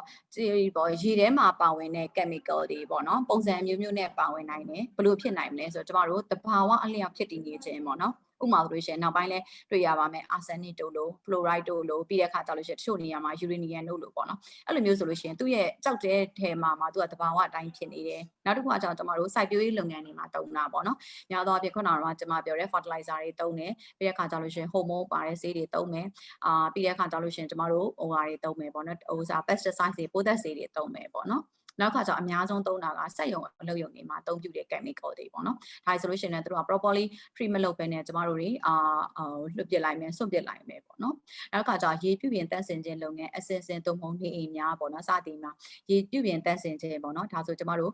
pipeline မှာဆိုလို့ရှိရင် pipeline မှာကျမတို့ပြုပြင်တန့်စင်တဲ့လုပ်တဲ့ဟာတွေဆိုလို့ရှိရင် chemical တွေထည့်မယ်ဥပမာဆို chlorine တို့ထည့်တာပေါ့ဘာလို့ပေါ့နော်ဒါမှမဟုတ်လဲကျမတို့နေအိမ်မှာပေါ့နော်နေအိမ်မှာသုံးတဲ့ chemical တွေပေါ့နော်အများသောအားဖြင့်ပုံစံမျိုးမျိုးနဲ့ကျမတို့တွေ့ရတယ်ပေါ့နော်အဲ့တော့ရေတောက်သုံးရေစနစ်ပေါ့နော်ဖြန့်ဖြူးရေးစနစ်ကမတော်တဆကြီးမားညစ်ပတ်သွားသည်မှာအပါပေါ့နော်ဒါကတော့အကယ်၍ပေါ့နော်ကျမတို့distributed system ပေါ့နော်ဒီဖြန့်ဝေတဲ့စနစ်ကြီးမှာတခုခုပေါ့နော် emergency ဒီတခုခုနဲ့ပေါ့နော်ညဉ့်ညံသွားတယ်ပေါ့နော်တခုခုနဲ့ညဉ့်ညံသွားတယ်အဲ့ဒီဟာမှာအပါပေါ့နော်ရေရင်ပါဝင်တဲ့ဓာတ်ပစ္စည်းကကျန်းမာရေးပြဿနာရုတ်တရက်ပေါ်ပေါက်လာနိုင်တယ်တဲ့ကျန်းမာရေးပြဿနာတွေပေါ့နော်ရေထဲမှာပါဝင်လာတဲ့ဓာတ်ပစ္စည်းတွေအကြောင်းကျန်းမာရေးပြဿနာပေါ်ပေါက်လာနိုင်တယ်ပေါ့နော်ဥပမာခုနကကျွန်မပြောတဲ့ arsenic ကြောင့်ဖြစ်မလား fluoride ကြောင့်ပေါ့နော် uranium ကြောင့်ဖြစ်မလားဒါနဲ့ပတ်သက်ပြီးကျန်းမာရေးပြဿနာတွေကပေါ်ပေါက်လာနိုင်တယ်ပေါ့နော်အားကြောင့်မို့လဲကျမတို့ဒီဒါနဲ့ပတ်သက်တဲ့chemical ဆိုလဲ chemical နဲ့ပတ်သက်တဲ့ threshold limit value တို့ဘာလို့ထည့်ရတာပေါ့နော်အများဆုံးပါနိုင်တဲ့ဟာပေါ့နော်အမှောက်ပေါ့နော်အဲ့တော့ကျမတို့ကြည့်မယ်ဆိုလို့ရှိရင်ဒါကတော့ pipe set တွေရေပိုက်တွေပေါ့နော် pipeline water နဲ့သွားတယ်ဆိုလို့ရှိရင်ကျမတို့ pipe set ဒါမှမဟုတ်ရေပိုက်ပြုပြင်လုပ်ငန်းတွေမှာသုံးတယ်ဆိုဥပမာဆို care pipe တို့အခုတော့မသုံးတော့ပါဘူး copper pipe တွေဖြစ်နေပြီပေါ့နော်ဂျေးနီတို့ copper ကြောက်ကုန်းဆိုတာ asbestos တွေပေါ့နော်ပြီးတဲ့အခါကျကျမတို့ nickel တို့ cadmium တို့ပေါ့နော်ဒါနဲ့ပတ်သက်ပြီးတော့စိမ့်ထွက်ခြင်းတောင်တောက်သုံးရေမှာ inorganic တွေဖြစ်နိုင်တယ်ပေါ့နော်ဒါကတော့ inorganic chemical တွေပြောတာmetal တွေပေါ့နော် organic တွေကကြတော့ကျမတို့သက်ရှိရုပ်ကြွင်းတွေဆွေးမြေ့တယ်ပေါ့နော် organic တွေပြီးတဲ့အခါကျလို့ရှိရင်အိမ်မှာလည်းသုံးတယ် organic chemical တွေသုံးမယ်ပြီးတဲ့အခါကျစိုက်ပျိုးရေးမှာပေါ့နော်စိုက်ပျိုးရေးသုံး organic chemical တွေစက်မှုလုပ်ငန်းသုံး organic chemical တွေဒါမှကပေါ့နော်ခုနကရေပြုပြင်သိမ်းစိဖြတ်ဝေခြင်းအချိန်မှာဖြစ်လာနိုင်တဲ့ညဉ့်ညံမှုတွေအကုန်လုံး organic chemical တွေ contamination ဖြစ်နိုင်တယ်လို့ inorganic chemical contamination တွေလည်းဖြစ်နိုင်ပါတယ်အဲ့တော့ကျမတို့ပေါ့နော်ဓာတုဗေဒဆိုင်ရာအရေးအသွေးသတ်မှတ်ချက်တွေမှာကျမတို့ဒီမှာဆိုလို့ရှိရင်health significance ဆိုပြီးတော့တစ်ခုရှိတယ် non health significance ဆိုတော့တစ်ခုရှိတယ်ပေါ့နော် health significance ဆိုတာကကျမတို့ဒီဓာတုဗေဒဆိုင်ရာအရေးအသွေးသတ်မှတ်ချက်တွေကကျန်းမာရေးပေါ့နော်ဒီ chemical တွေအကုန်လုံးကကျန်းမာရေးနဲ့ပတ်သက်တဲ့အရေးကြီးတယ်ပေါ့နော်အရေးကြီးတယ်ဆိုပြီးတော့ထည့်ထားတာပေါ့နော်အဲ့တော့ကျမတို့ပထမအဆုံးပေါ့နော်ကျမတို့ခနောက်စိမ်းပေါ့နော်ခနောက်စိမ်းဆို antimony ပေါ့နော် antimony ဆိုလို့ရှိရင်ကျမတို့ကပေါ့နော်စာကြည့်လိုက်တဲ့ခါကျတော့ antimony နဲ့ပတ်သက်ပြီးတော့ကျမတို့ဒီ drinking water ထဲမှာရှိတဲ့ antimony ကတော့လူရဲ့လူကိုပေါ့နော်တိတိတသားပေါ့နော်တိတိတသားဘယ်လိုမျိုးကျန်းမာရေးထိခိုက်မှုကမရှိဘူးပေါ့နော်ဒါပေမဲ့ तू ကဗမာတွေများလဲဆိုတော့ antimony ကကျတော့ကျမတို့ occupational exposure ဆိုလုပ်ငန်းခွင်တွေမှာပေါ့နော်လုပ်ငန်းခွင်တွေမှာ exposure ရှိတယ်ပေါ့နော် antimony ခနောက်စိမ်းမိုင်းတွေလုပ်တယ်ပြီးတဲ့အခါကျခနောက်စိမ်းနဲ့ပတ်သက်တဲ့ပစ္စည်းတွေလုပ်တယ်အဲ့လိုမျိုးဆိုလို့ရှိရင်တို့ကinhalation ဆိုတာကျမတို့ပေါ့နော်ရှူမိတဲ့အချိန်ကြာလို့ရှိရင်တော့သူဒီကင်ဆာဖြစ်စေနိုင်တယ်ပေါ့နော်ကျမတို့ကကင်ဆာဖြစ်စေနိုင်တဲ့ဟာဆိုလို့ရှိရင်ကျမတို့က IARC ဆိုတဲ့ International Agency of Research on Cancer ပေါ့နော်အဲ့ဒီရဲ့ဟာကြောင့်သူကကင်ဆာနဲ့ပတ်သက်တဲ့ပစ္စည်းတွေကိုတစ်နှစ်ကိုသူက research လုပ်ပြီးတော့ထုတ်ပေးနေတာပေါ့နော်သူကပြောထားတာသူကကျတော့ group 2B ဆိုတော့ group 2B means ပေါ့နော်ကျမတို့ဒီလူမာကြတော့ group 1ဆိုလို့ရှိရင်တေးကြတဲ့ဒါကင်ဆာဖြစ်တယ်ပေါ့နော်2မှာဆိုလို့ရှိရင် 2A နဲ့ 2B နဲ့ရှိတယ် 2A ဆိုလို့ရှိရင်လူမာတော့မဖြစ်ဘူးဒါပေမဲ့တရိတ်ဆန်တွေမှာတေးကြတဲ့ကင်ဆာဖြစ်တယ်ဒါပေမဲ့ 2B ကကြတော့ဘာလဲဆိုတော့လူမာကတော့မတွေ့ဘူးဒါပေမဲ့တရိတ်ဆန်တွေမှာဖြစ်မဖြစ်ဆိုတော့မပြောနိုင်ဘူးပေါ့နော်ဆိုတော့ခါကြတော့ဒါဆိုလို့ရှိရင်ဒါကင်ဆာဖြစ်စေနိုင်တယ် possibly cancer ဆိုပြီးတော့ခါကြတော့သူပြောထားတဲ့ antimony ကကြတော့ပေါ့နော်ဒါပေမဲ့လည်း तू ကဘာတွေဖြစ်နိုင်လဲဆိုတော့တဲ့ तू ကခနောက်စိမ်းကိုများပေါ့နော်ဒီနည်းနည်းနဲ့လောင်တဲ့ exposure ဖြစ်လာလို့ရှင်เนาะသွေးထဲမှာ acid ဓာတ်တွေမြင့်တက်လာပြီးတဲ့အခါကျတော့ပေါ့နော်ဒီနှလုံးရောဂါဖြစ်နိုင်ခြင်းများတယ်တဲ့အဲ့ဒါနဲ့ပတ်သက်ပြီးတော့အဲ့လိုဖြစ်နိုင်တဲ့အတွက်ကြောင့်ဖြစ်လာတဲ့အတွက်ကြောင့်မလို့ပေါ့နော်နောက်ပိုင်းမှာ तू ကဗာလဲ WHO ကနေမျိုးဒါကို health significant ပေါ့နော်ကျန်းမာရေးထိခိုက်နိုင်ကျန်းမာရေးနဲ့ပတ်သက်ပြီးတော့စိုးရိမ်နေပေါ့နော်အဲ့လိုမျိုးဖြစ်နိုင်တဲ့အတွက်ကြောင့်မလို့ဒီဟာကိုနောက်ပိုင်းမှာ तू က drinking water quality standard ထဲမှာထည့်လာတာပေါ့နော်နာarsenic ကတော့တကယ် problem ပါအဲ့ဒါကျွန်မနောက် PowerPoint နဲ့ပြောပါမယ်နောက်တစ်ခုကကျတော့ barium ပေါ့နော် barium ဆိုလို့ရှိရင်ကျွန်တော်တို့ကြည့်လိုက်လို့ရှိရင်သူကကျတော့အကုန်လုံးကကျတော့ကျွန်တော်တို့ metal တွေဖြစ်တဲ့အတွက်ကြောင့်မလို့ပေါ့နော် spectrophotometer သူကကျတော့ graphite furnace AAS နဲ့ပဲဆက်လို့ရတယ်ပေါ့နော်အဲ့တော့ barium မှာကျတော့ 0.7 သူရဲ့guideline value ကကျတော့ 0.7 mg per liter ဖြစ်တယ်ပေါ့နော်အဲ့တော့ barium တွေကများသောအားဖြင့် surface water တွေမှာကျတော့ industry မှာပေါ့နော်ကျမတို့လုပ်ငန်းခွင်တွေကများတယ်ဟိုဟာတွေကကျတော့အကယ်၍ပေါ့နော် ground water ဆိုလို့ရှိရင်တော့သူ့ရဲ့ natural contamination ကြောင့်ဖြစ်နိုင်တယ်ပေါ့နော်သူ့မှာကျတော့cancer ဖြစ်စေနိုင်တဲ့ evidence တော့မရှိဘူးဒါပေမဲ့ကြာလို့ရှိရင်သူကဘာလဲဆိုတော့ hypertension သူကကြောင့်သွေးကြောတွေမှာပြဿနာတွေ့တဲ့ကြောင့်လို့တော်လဲသွေးတိုးယောဂဖြစ်စေနိုင်တယ်အဲ့ဒါကြောင့်လို့ကျမတို့ဒီ barium ပေါ့နော်ဒါကိုကျမတို့ဒီdrinking water quality standard တွေကိုထည့်ထားရပါတယ်ပေါ့နော်နောက်တစ်ခါကျတော့ boron တွေပေါ့နော် boron တွေကကြတော့လဲသူလည်းတူတူပဲပေါ့နော် natural ကြောင့်မို့လို့ပဲကျမတို့ contamination ဖြစ်တယ်မဟုတ်လို့ရှိရင်တော့ surface water solution ဒါတော့ industry မှာသုံးထားပဲပေါ့နော်ဒါပေမဲ့သူကကြတော့ဘာလဲဆိုတော့သူကကြတော့ကျမပြောရဲသူတို့ lab လုပ်တဲ့အခါကျတော့ပေါ့နော်စမ်းသပ်မှုတွေလုပ်တဲ့အခါကျလို့ရှိရင်သူကကြတော့တရိတ်ဆန်တွေမှာ testicular ပေါ့နော်testicular lesion ပေါ့ testicular toxicity ဖြစ်တယ်ဆိုပြီးတဲ့အခါကျတော့ပြောတယ်ပေါ့နော်သူတို့ test လုပ်တယ်တရိတ်ဆန်တွေမှာကြွက်လေးတွေမှာ testicular toxicity တွေ့ရတဲ့အတွက်လူမှာတော့ evidence တော့မရှိဘူးဒါပေမဲ့အဲ့လိုတွေ့ရတဲ့အတွက်ကြောင့်လူမှာဖြစ်နိုင်ခြေရှိတယ်ဆိုပြီးတဲ့အခါကျတော့ဒီ2.4 ပေါ့နော်ဒါနဲ့ပတ်သက်ပြီးတော့ boron or boric acid ဆိုပြီးတဲ့အခါကျတော့ကျွန်တော်တို့ drinking water quality standard တွေကိုထည့်ထားတာပါနောက်တစ်ခုကကျတော့ cadmium တွေပေါ့နော် cadmium ကတော့တော်တော်များများပေါ့နော်အခုလောလောဆယ်မှာကျွန်တော်တို့thesis တွေလုပ်နေပါတယ်ဟိုဟာဆေးနှစ်ကပေါ့နော် physiology ကအခုဆို2ယောက်ရှိသွားပြီ cadmium နေနဲ့ပတ်သက်ပြီးတော့လုပ်တယ်ပေါ့နော် cadmium တွေကကြတော့အခုလုပ်တာကတော့ AR တိုင်းမှာတစ်ခုလုပ်တယ်နောက်တစ်ခုကကြတော့ဟိုဟာမှာရန်ကုန်မှာပဲပေါ့နော်ဟိုဘက်ချန်တန်လျင်လားအဲ့ something အဲ့မှာတစ်ခုလုပ်တယ်ပေါ့နော်လုပ်တဲ့အခါကျတော့ cadmium တွေသူတို့ရေထဲမှာပေါ့နော်များနေတာရေထဲမှာမဟုတ်ပါလူကိုကြည့်တာသူတို့ကကြတော့လူရဲ့ urine ထဲမှာ cadmium ကိုရှူတာပေါ့နော်အဲ့မှာဆိုလို့ရှိရင် cadmium level တွေတက်နေတာကိုတွေ့ရတယ်ပေါ့နော်အဲ့တော့ကျွန်မလည်းအဲ့ဒါနဲ့စိတ်ဝင်စားလို့ရေမှာယူခိုင်းတယ်ဒါပေမဲ့ရေမှာတော့ cadmium ကိုတွေ့မနေဘူးပေါ့နော် other sources ကနေလာနေတဲ့တူပါတယ်အဲ့တော့ cadmium ပေါ့နော် cadmium ကဘာဖြစ်လဲဆိုတော့ cadmium ရဲ့သူ့ရဲ့ target organ ကကျွန်တော်တို့ chemical တစ်ခုကိုဟိုစားလိုက်တယ်ပဲဖြစ်အစားပဲတစ်ခုစားလိုက်တယ်သူ့မှာ target organ ရှိတယ်ပေါ့နော် cadmium နေဆိုလို့ရှိရင်ကျွန်တော်တို့က kidney မှာဆိုတော့ကြောက်ကတ်မှာသွားပြီးတော့စုတယ်သူဆိုလို့ရှိရင် cadmium toxicity ဆိုလို့ရှိရင်သူကကြောက်ကတ်ကိုသွားပြီးတော့ပျက်စီးစေတယ်ပေါ့နော်အဲ့တော့သူက cancer ဖြစ်စေနိုင်သလားဆိုတော့ cadmium က cancer ဖြစ်စေနိုင်တယ်ဒါပေမဲ့ oral ဆိုတော့စားတဲ့ဟာနဲ့တော့မဖြစ်ဘူး inhalation မှာသူက CA lens ပေါ့နော်ကျမတို့ရှူမိတဲ့အခါကျ cadmium ကိုရှူမိတဲ့အခါကျလို့ရှိရင်အဆုတ်ကင်ဆာဖြစ်စေနိုင်တယ်ဆိုပြီးတော့ရှိတယ်ပေါ့နော်နောက်တစ်ခုကကျတော့သူက cadmium ကကျတော့သူ့ရဲ့သွားစုတာကကျတော့ကြောက်ကတ်မှာသွားစုတယ်အယိုးမှာသွားစုတယ်ပေါ့နော်အဲ့တော့ဘုံမှာသွားစုတဲ့အခါကျတော့ဘုံပါလဲ osteoporosis ဆိုတာကအယိုးကျွတ်ပြီးတော့ကျိုးတာတို့ဘာလို့ပေါ့နော်အသက်ကြီးတာလို့အယိုးပွားတာတို့ဘာလို့ဖြစ်တယ်ပေါ့နော်နောက်တစ်ခုသူ့အတွက် cadmium ကကျတော့menopause ဟိုဟာတွေမှာဆိုလို့ရှိရင်သူကအီတိုင်းဆိုပြီးတဲ့အခါကျအယိုးပွားတယ်ကြောက်ကတ်မှာသွားပြီးတဲ့အခါကျတော့ကြောက်ကတ်ပျက်စီးတယ်ဘုံပိန်းတွေတအားရတယ်ပေါ့နော်ဒါကတော့ cadmium နောက်ဖြစ်တဲ့ဟာတွေပါနောက်တစ်ခုကကျတော့ chromium တွေပေါ့နော် chromium ကျတော့သူကကျတော့သူ့ရဲ့ဟာကကျတော့ 0.05 ပေါ့နော်milligram per liter လို့ထည့်ထားတယ် chromium လည်းတူတူပါပဲသူ့ရဲ့အဓိကကကြတော့တဲ့သူကကျတော့chromium ကျတော့သူလည်းတူတူပဲ inhalation မှာပဲဟိုဖြစ်စေနိုင်တယ်ကင်ဆာဖြစ်စေနိုင်တယ်ပေါ့နော်သူကကြောင့် 1 ဖြစ်တဲ့အတွက်ကြောင့်သူသိကြတယ်chromium ဒီကင်ဆာဖြစ်စေနိုင်တယ်ပေါ့နော်ဒါပေမဲ့လည်းဒီထဲမှာပါလာတဲ့ရေထဲမှာပါလာတဲ့ဟာတွေဆိုလို့ရှိရင်အရေပြားရရန်တာတို့ပဲဖြစ်နိုင်တယ်ပေါ့နော်နောက်တစ်ခုကကျ cyanide ကိုကြော်ရမယ် fluoride ကိုကြော်ရမယ် K ကိုကြော်သွားမယ်ပေါ့နော်cyanide cyanide ကနောက်မှမပေါင်းလို့တယ်အဲ့တော့ cyanide ကိုကြတော့ကျမတို့ colorimetric method နဲ့စမ်းလို့ရတယ်သူ့အတွက်ကကြောင့် 0.0ပေါ့နော် milligram per liter ပေါ့နော် cyanide ကအဲ့တော့ cyanide ကတော့သိပါတယ်အခုလောလောဆယ်မှာရွှေမိုင်းတွေမှာတုံးနေပေါ့နော် cyanide က acute toxicity ဆိုတအားကြီးဆိုတယ်ပေါ့နော်သိတဲ့အထိဖြစ်နိုင်တယ်ပေါ့နော် cyanide ဆိုလို့ရှိရင်သိတယ်ပေါ့နော် long term ဆိုလို့ရှိရင်သူကကျမတို့ပေါ့နော်ဒီ thyroid gland ပေါ့နော် thyroid gland တွေပျက်စီးတာတို့ပြီးတဲ့အခါကျတော့အာယုံကြောပျက်စီးတာတို့ဖြစ်စေနိုင်တယ်ပေါ့နော်ဒါပေမဲ့ cyanide ကလည်းကျမတို့ဟိုဟာတွေမှာဆိုလို့ရှိရင်ဗာလဲ cassava ဆိုတော့ဗာလဲဟိုဟာတွေမှာcassava ပလောပီနန်เนาะပလောပီနန်တို့ဘာလို့မှာ naturally တွေ့နေရတယ်နောက်ကကျဆက်လက်တောက်တဲ့လူတွေမှာဆိုလို့ရှိရင်လည်း cyanide poisoning တွေပေါ့เนาะ cyanide level တွေတက်နေတယ်ဆိုပြီးတော့တွေ့ရတယ်ပေါ့เนาะဒါကတော့ရေအပြင်ကိုပေါ့เนาะဟိုဟာဖြစ်တဲ့ဟာပါဒါကတော့ health significant ဗဒါကို mercury ကိုတည်တံ့ပြောပါမယ်နောက်တစ်ခါကျတော့ nickel တွေပေါ့เนาะ nickel ကကြတော့အခုလောဆယ်မှာ nickel ဆိုလို့ရှိရင်လည်းoccupational များသောအားဖြင့် occupational exposure ပေါ့နော် inhalation နဲ့တွေ့တဲ့အခါကျ cancer ဖြစ်တဲ့ဟာတွေကိုသူတို့ကကြတော့ safety ပေါ့နော်ဒါ safety of the အကုန်လုံးဒါကတော့အမြဲတမ်းဒီလူတွေဒီနေ့တိုင်းတောက်နေရတဲ့အတွက်ကြောင့်လို့ပေါ့နော်ဒါဆို exposure ဖြစ်လို့ရှိရင်တခုဖြစ်နိုင်ခြင်းရှိရဲဆိုပြီးတော့အခါကျတော့ဒါ health significance ဆိုထည့်ထားတာပေါ့နော်ဒါဆိုလို့ရှိရင် nickel ဆိုလို့ရှိရင်လည်းoral မှာဘာမှအဲ့လိုမျိုး significantly ပြဿနာကိုမတွေ့ရဘူးပေါ့နော်ရေပြားရရဲ့နာအဲ့လောက်ပဲတွေ့ရတယ်ပေါ့နော်ကျမတို့ nitrate ကထပ်ပြောပါမယ် nitrate တွေ nitrite တွေနောက် selenium မှာကြတော့သူကကြတော့ကျမတို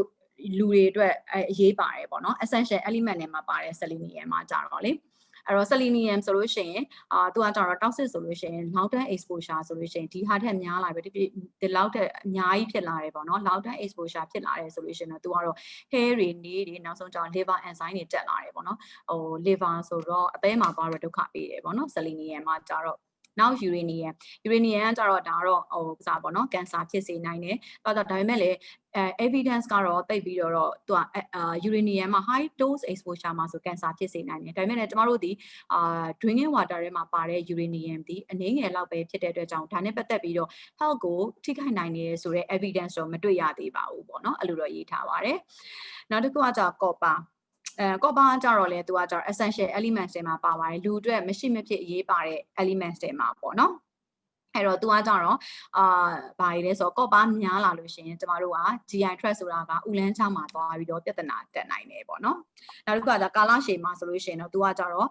copper တွေက overload ဖြစ်လာပြီဆိုလို့ရှိရင်ကျမတို့အသေးတွေနှလုံးတွေကြောက်ကတ်တွေမှာသွားပြီးတော့ deposit ဖြစ်သွားတယ်ပေါ့နော်အဲ့တော့အသေးတွေနှလုံးတွေကြောက်ကတ်တွေပျက်စီးတာတွေဖြစ်စေနိုင်တယ်ပေါ့နော်သူကကြ essential elements ဆို copper ဆိုတာတော်တော်ကြီးကိုလိုတယ်ပေါ့နော်ကျမတို့ brain development အတွက်ကောသူက nervous system အတွက်ကောပေါ့နော် heart blood vessel တွေအတွက်ကောသူက essential element ပေါ့နော်ဒါပေမဲ့များလို့ရှိရင်တော့သူဒီ deposit ဖြစ်ပြီးတော့ပြဿနာတက်နိုင်တယ်ပေါ့နော်နောက်တစ်ခုကကြတော့ manganese ပေါ့နော်ဒါနဲ့ပတ်သက်ပြီးတော့တော့ပါမယ်ဒါတွေကအကုန်လုံးကကျန်းမာရေးကိုထိခိုက်စေနိုင်တဲ့ health significant တွေပေါ့နော်ပထမဆုံး arsenic ကတော့ဒါတော့သိပါတယ် arsenic ကခန္ဓာကိုယ်ထဲမှာပေါ့နော်ဒီ100 mg စားမိလို့ရှိရင်တော့ပြင်းပြင်းထန်ထန်အဆိပ်တင်စေနိုင်တယ်ပေါ့နော်အဲ့တော့တဖြည်းဖြည်းနဲ့ခန္ဓာကိုယ်ထဲကိုများလာလို့ရှိရင် arsenic အဆိပ်တင်တယ်သူ့ကိုကြတော့ 0.05 ဆိုတော့သတ်မှတ်ထားတယ်ပေါ့နော်ဒါနဲ့ပတ်သက်တဲ့လက္ခဏာတွေပေါ့နော်အဲ့တော့ဘာတွေဖြစ်လာနိုင်မလဲပြုတ်မယ်အန်မယ်ပေါ့နော် arsenic တွေများလို့ရှိရင်ပိုက်နာမယ်ပြီးတဲ့ခါကျလို့ရှိရင်ဝမ်းတွေမှာသွေးစာတွေပါလာမယ်ပေါ့နော်အရေပြားအေးဆက်လာမယ်ကြွက်သားနာမယ်မျက်နှာဖောရောင်မယ်တက်မယ်သတိလစ်မယ်ပေါ့နော်နောက်ဆုံးတော့သေနိုင်တယ်ပေါ့နော်အဲ့တော့ဒါကတော့လက်တလောဆိုတာကအာဆန်နစ်ပါတဲ့ရေပြအာဆန်နစ်ပါတဲ့တစ်ခုခုကိုပဲဖြစ်ဖြစ်ပေါ့နော်အမြောက်ပါတော့တခါတည်းတောက်မိလို့ရှိရင်လက်တလောဖြစ်မယ်ပေါ့နော်နောက်တစ်ခါကျရေရှည်ကကြောင့်နည်းနဲ့လူထဲမှာအာဆန်နစ်တွေဝင်သွားတယ်ကြာလာလို့ရှိရင်သူဒီစိတ်တင်လက္ခဏာတွေပေါ်လာမယ်အဲ့တော့ရေရှည်စိတ်တင်တာဆိုလို့ရှိရင်သူကကြောင့်များသောအားဖြင့်အုံနောက်နဲ့အာယုံကြောထိခိုက်မှုရှိတယ်ပေါ့နော်အဲ့တော့ကျမတို့အရေပြားတွေ nerve တွေပေါ့နော်အာယုံကြောထိခိုက်တယ်ဆိုလို့ရှိရင်ကျမတို့အရေပြားတွေထုံမဲတင်မဲပြီးတဲ့အခါကျလို့ရှိရင်လက်ပွားတွေအရေပြားမှာပေါ့နော်ထူပိန်းလာမယ်ပေါ့နော် keratitis လို့ကျမတို့ခေါ်တယ်လက်ပွားမှာဆိုလို့ရှိရင်အရေပြား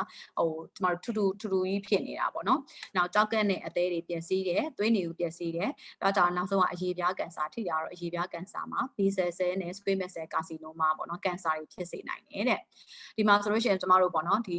arsenic toxicity ပေါ့နော် arsenic ကိုသူကရေစာပေါ့နော်ခုနကပြောရဲရေရှည်စိတ်တင်တာ chronic ပေါ့နော်ဖြစ်တဲ့ poisoning ဖြစ်တဲ့လူတွေမှာဆိုလို့ရှိရင်ကျမတို့ hyperpigmentation အရေပြားမှာဆိုလို့ရှိရင်တို့က raindrop လို့ခေါ်တယ်မိုးရေစက်လိုမျိုးပေါ့နော် pigmentation အဆက်လေးဖြစ်တယ်ခုနကဒီဘက်မှာဆိုလို့ရှိရင် arsenical hyperkeratosis ဆိုတာလက်အရေပြားတွေကပေါ့နော်ထူပိန်းလာတယ်ပြီးတဲ့ခါကျတော့ဒီမှာဆိုလို့ရှိရင် skin cancer များသောအားဖြင့်ဒီကောင်က skin cancer ကြတော့ပေါ့နော်oral marker နေတယ်ပေါ့နော်သူကကြတော့များသောအားဖြင့်ကျမတို့ဗမာဆေးတွေ topical တွေလေအဲ့မှာ arsenic တွေထည့်ထားတဲ့ခါကြလို့ရှိရင်အဲ့ဒီခါတွေကိုလိမ့်ပြီးတဲ့ခါကြလို့ရှိရင်ဒါဆိုလို့ရှိရင်သူက localize ပေါ့နော်အဲ့မှာသွားပြီးတဲ့ခါကျတော့ cancer တွေဖြစ်တာများတယ်ပေါ့နော်အဲ့တော့မြန်မာပြည်မှာကတော့အဲ့တော့ arsenic ပေါ့နော် arsenic နဲ့ပတ်သက်လို့ရှိရင်တော့ကျမတို့က AR နဲ့ပကိုးနဲ့ပေါ့နော်အများဆုံးပေါ့နော်ဒါတော့ကျမတို့ arsenic ဒါတွေလုပ်ခဲ့တယ်ကျမတို့ arsenic ဓာတွေနဲ့ feed testing လုပ်တယ်ပြီးတဲ့ခါကျတော့ကျမတို့ AAS တွေနဲ့ lab ရှိတယ် AAS တွေနဲ့ကျမတို့ဒီ confirmation လုပ်ခဲ့တယ်ပေါ့နော်ဒီမှာဆို AR မှာဆိုလို့ရှိရင်ကျမတို့ဒါကတော့ total ပေါ့နော်90ရာထောင်တောင်းသိန်းတသိန်းကျော်ကိုကျမတို့ရေ sample ယူခဲ့တယ်ပေါ့နော်အဲ့မှာဆိုလို့ရှိရင်ကျမတို့ arsenic က10ကကြတော့ကျမတို့ WHO က10 ထားတယ်ကျမတို့ national drinking water quality ကကြတော့ကျမတို့50ပေါ့နော်10နဲ့ဆိုလို့ရှိရင်ကျမတို့တောက်စရာရေအောင်ရှိတော့မဟုတ်အဲ့တော့ကျမတို့ဒီ50 ppb နဲ့သတ်မှတ်လိုက်တယ်အဲ့တော့50 ppb ရဲ့အောက်မှာရှိအထက်မှာရှိတဲ့ဟာဆိုလို့ရှိရင်ကျမတို့ဒီမှာဆိုလို့ရှိရင်ဒီကျူပွဲ share လို့ကျူပွဲတွေကအများဆုံးပဲပေါ့နော်ဒါပေမဲ့အဲ့လိုမျိုးပြောအောင်လဲဒီကျူပွဲ share လို့ကျူပွဲတွေဆိုလို့ရှိရင်ကျမတို့အများကြီးယူထားတယ်နော်59ဆိုတော့6000ကျော်ယူတဲ့အချိန်မှာshare လို့ကျူပွဲတွေ6000ကျော်ယူတဲ့အချိန်မှာသူဒီ10% လောက်ပေါ့နော်10% လောက်တွေ့တယ်ဒါပေမဲ့ဒီကျူပွဲတွေကိုကျမတို့က2000ကျော်ယူတဲ့အချိန်မှာဒီဘက်မှာဆိုလို့ရှိရင်10% တွေ့ရဆိုတော့ဒီကျူပွဲကပို့ပြီးတော့ပြဿနာဖြစ်နေတာပေါ့နော်နောက်တစ်ခါကျတော့ကျမတို့ပဲခူးပေါ့နော်ပဲခူးမှာလည်းအဲ့လိုပါပဲကျမတို့ရေစံမော်ကို3သိန်းနီးပါးကျမတို့3သိန်းနီးပါးလောက်ယူခဲ့တဲ့အခါကျလို့ရှိရင်ဒီမှာလည်းတူတူပဲကျမတို့ share လို့ကျူဝဲတွေကို9000ကျော်ခု10ရာထောင်တော့9000ကျော်ယူလိုက်တယ်ပေါ့နော်ဒီကျူဝဲရဲ့deck ဝဲရယူတယ်ပေါ့နော်ဒီမှာဆိုလို့ရှိရင်လည်းတို့ကဒီကျူဝဲဒီကျူဝဲမှာ 7.1% ပေါ့နော် share လို့ကျူဝဲမှာကျတော့ဒီမှာ 11.9% ဆိုပြီးတော့တွေ့ရတယ်ပေါ့နော်ဒီမှာတော့များနေတယ် maybe ပေါ့နော်ယူတဲ့ဟာများတဲ့အတွက်ကြောင့်တွေ့တာများနေတာလားပေါ့နော်ဒါတော့ပြောလို့ရတယ်ဒါပေမဲ့လည်းဒီကျူဝဲတွေဆိုလို့ရှိရင်လည်းဒီမှာ6000ကျော်ယူတဲ့အချိန်မှာဒါဒီ 7.1 ဆိုတော့ဒါဆိုလို့ဒီကျူဝဲက problem ဖြစ်တယ်လို့ပြောလို့ရတယ်နော်ဆရာနေကျမပြောတော့မှားရင်လည်းပြောနော်ကျမတော့မသိဘူး data တွေပေါ်ကြည့်ပြီးတော့ကျမကပြောထားလိုက်တာဟုတ်တယ်ခင်ဗျာဒေါက်တာကြီးပြောတာအမှန်ပါခင်ဗျာဟုတ်လေဒေါက်တာကြီးပြောတာအမှန်ပါခင်ဗျာအရင်နောက်တာပဲလာပြီအဲ့တော့ကျမတို့မှာဒီမှာတွေ့လို့ရှိရင်ဟို arsenic ရဲ့ဟွာရဲ့အကုန်လုံးရဲ့ problem တွေကကျမတို့ပေါ့နော်ပွန်းစီကျမတို့ပေါ့နော်ဟိုဥစားတွေမှာဟိုဟာတွေမှာ surface water တွေမှာတိတ်တွေ့မနေဘူးပေါ့နော်ကျမတို့ပြဿနာဖြစ်နေတာကကျမတို့ဒီကျူပွဲတွေမှာအောက်တာ natural contamination သူဒီအောက်ကနေပြီးတော့ကြောက်နေတဲ့သူကိုယ်တိုင်ဟိုပါပေါ့နော် naturally contaminated ဖြစ်နေတယ်ဆိုပြီးတော့ကျမတို့ conclude လုပ်လို့ရတာပေါ့နော်ဒါဆိုလို့ရှိရင်နောက်တစ်ခုကကြတော့ကျမတို့ calcium ပေါ့နော် calcium ကလည်းသူတို့ကhealth significant နဲ့မှာတော့မပါဘူးပေါ့နော် no health significant ပေါ့နော်အဲ့ဒီမှာတော့ပါတယ်ဒါပေမဲ့လည်း calcium ကသူကကြတော့လည်းများလို့ရှိရင်ပေါ့နော်များတော့ပြင် calcium များတယ်ပေါ့နော်နေဒီဘက်ဒီမှာဆိုတော့ကျမတို့ unit ကိုကြိုလို့ရှိရင်အောက်မှာလေဟိုစားလေးဂျိုးတွေကန်နေတာပေါ့နော်ဒါနဲ့ပတ်သက်တဲ့ဟာတွေအဲ့တော့ calcium လို့ပြောလို့ရှိရင်ကျမတို့ကtest ဖြစ်တယ်ရေစာတယ်စီးသွားများတယ်ပေါ့နော်ရေစာတော့ရေအများကြီးတောင်းသေးပေါ့နော်စီအများကြီးစားအစီအများကြီးသွားတယ်ပြို့တယ်နောက်ခါကျတော့ဘိုက်နာတယ်ပေါ့နော်သူကပိန်းရတယ်ပေါ့နော်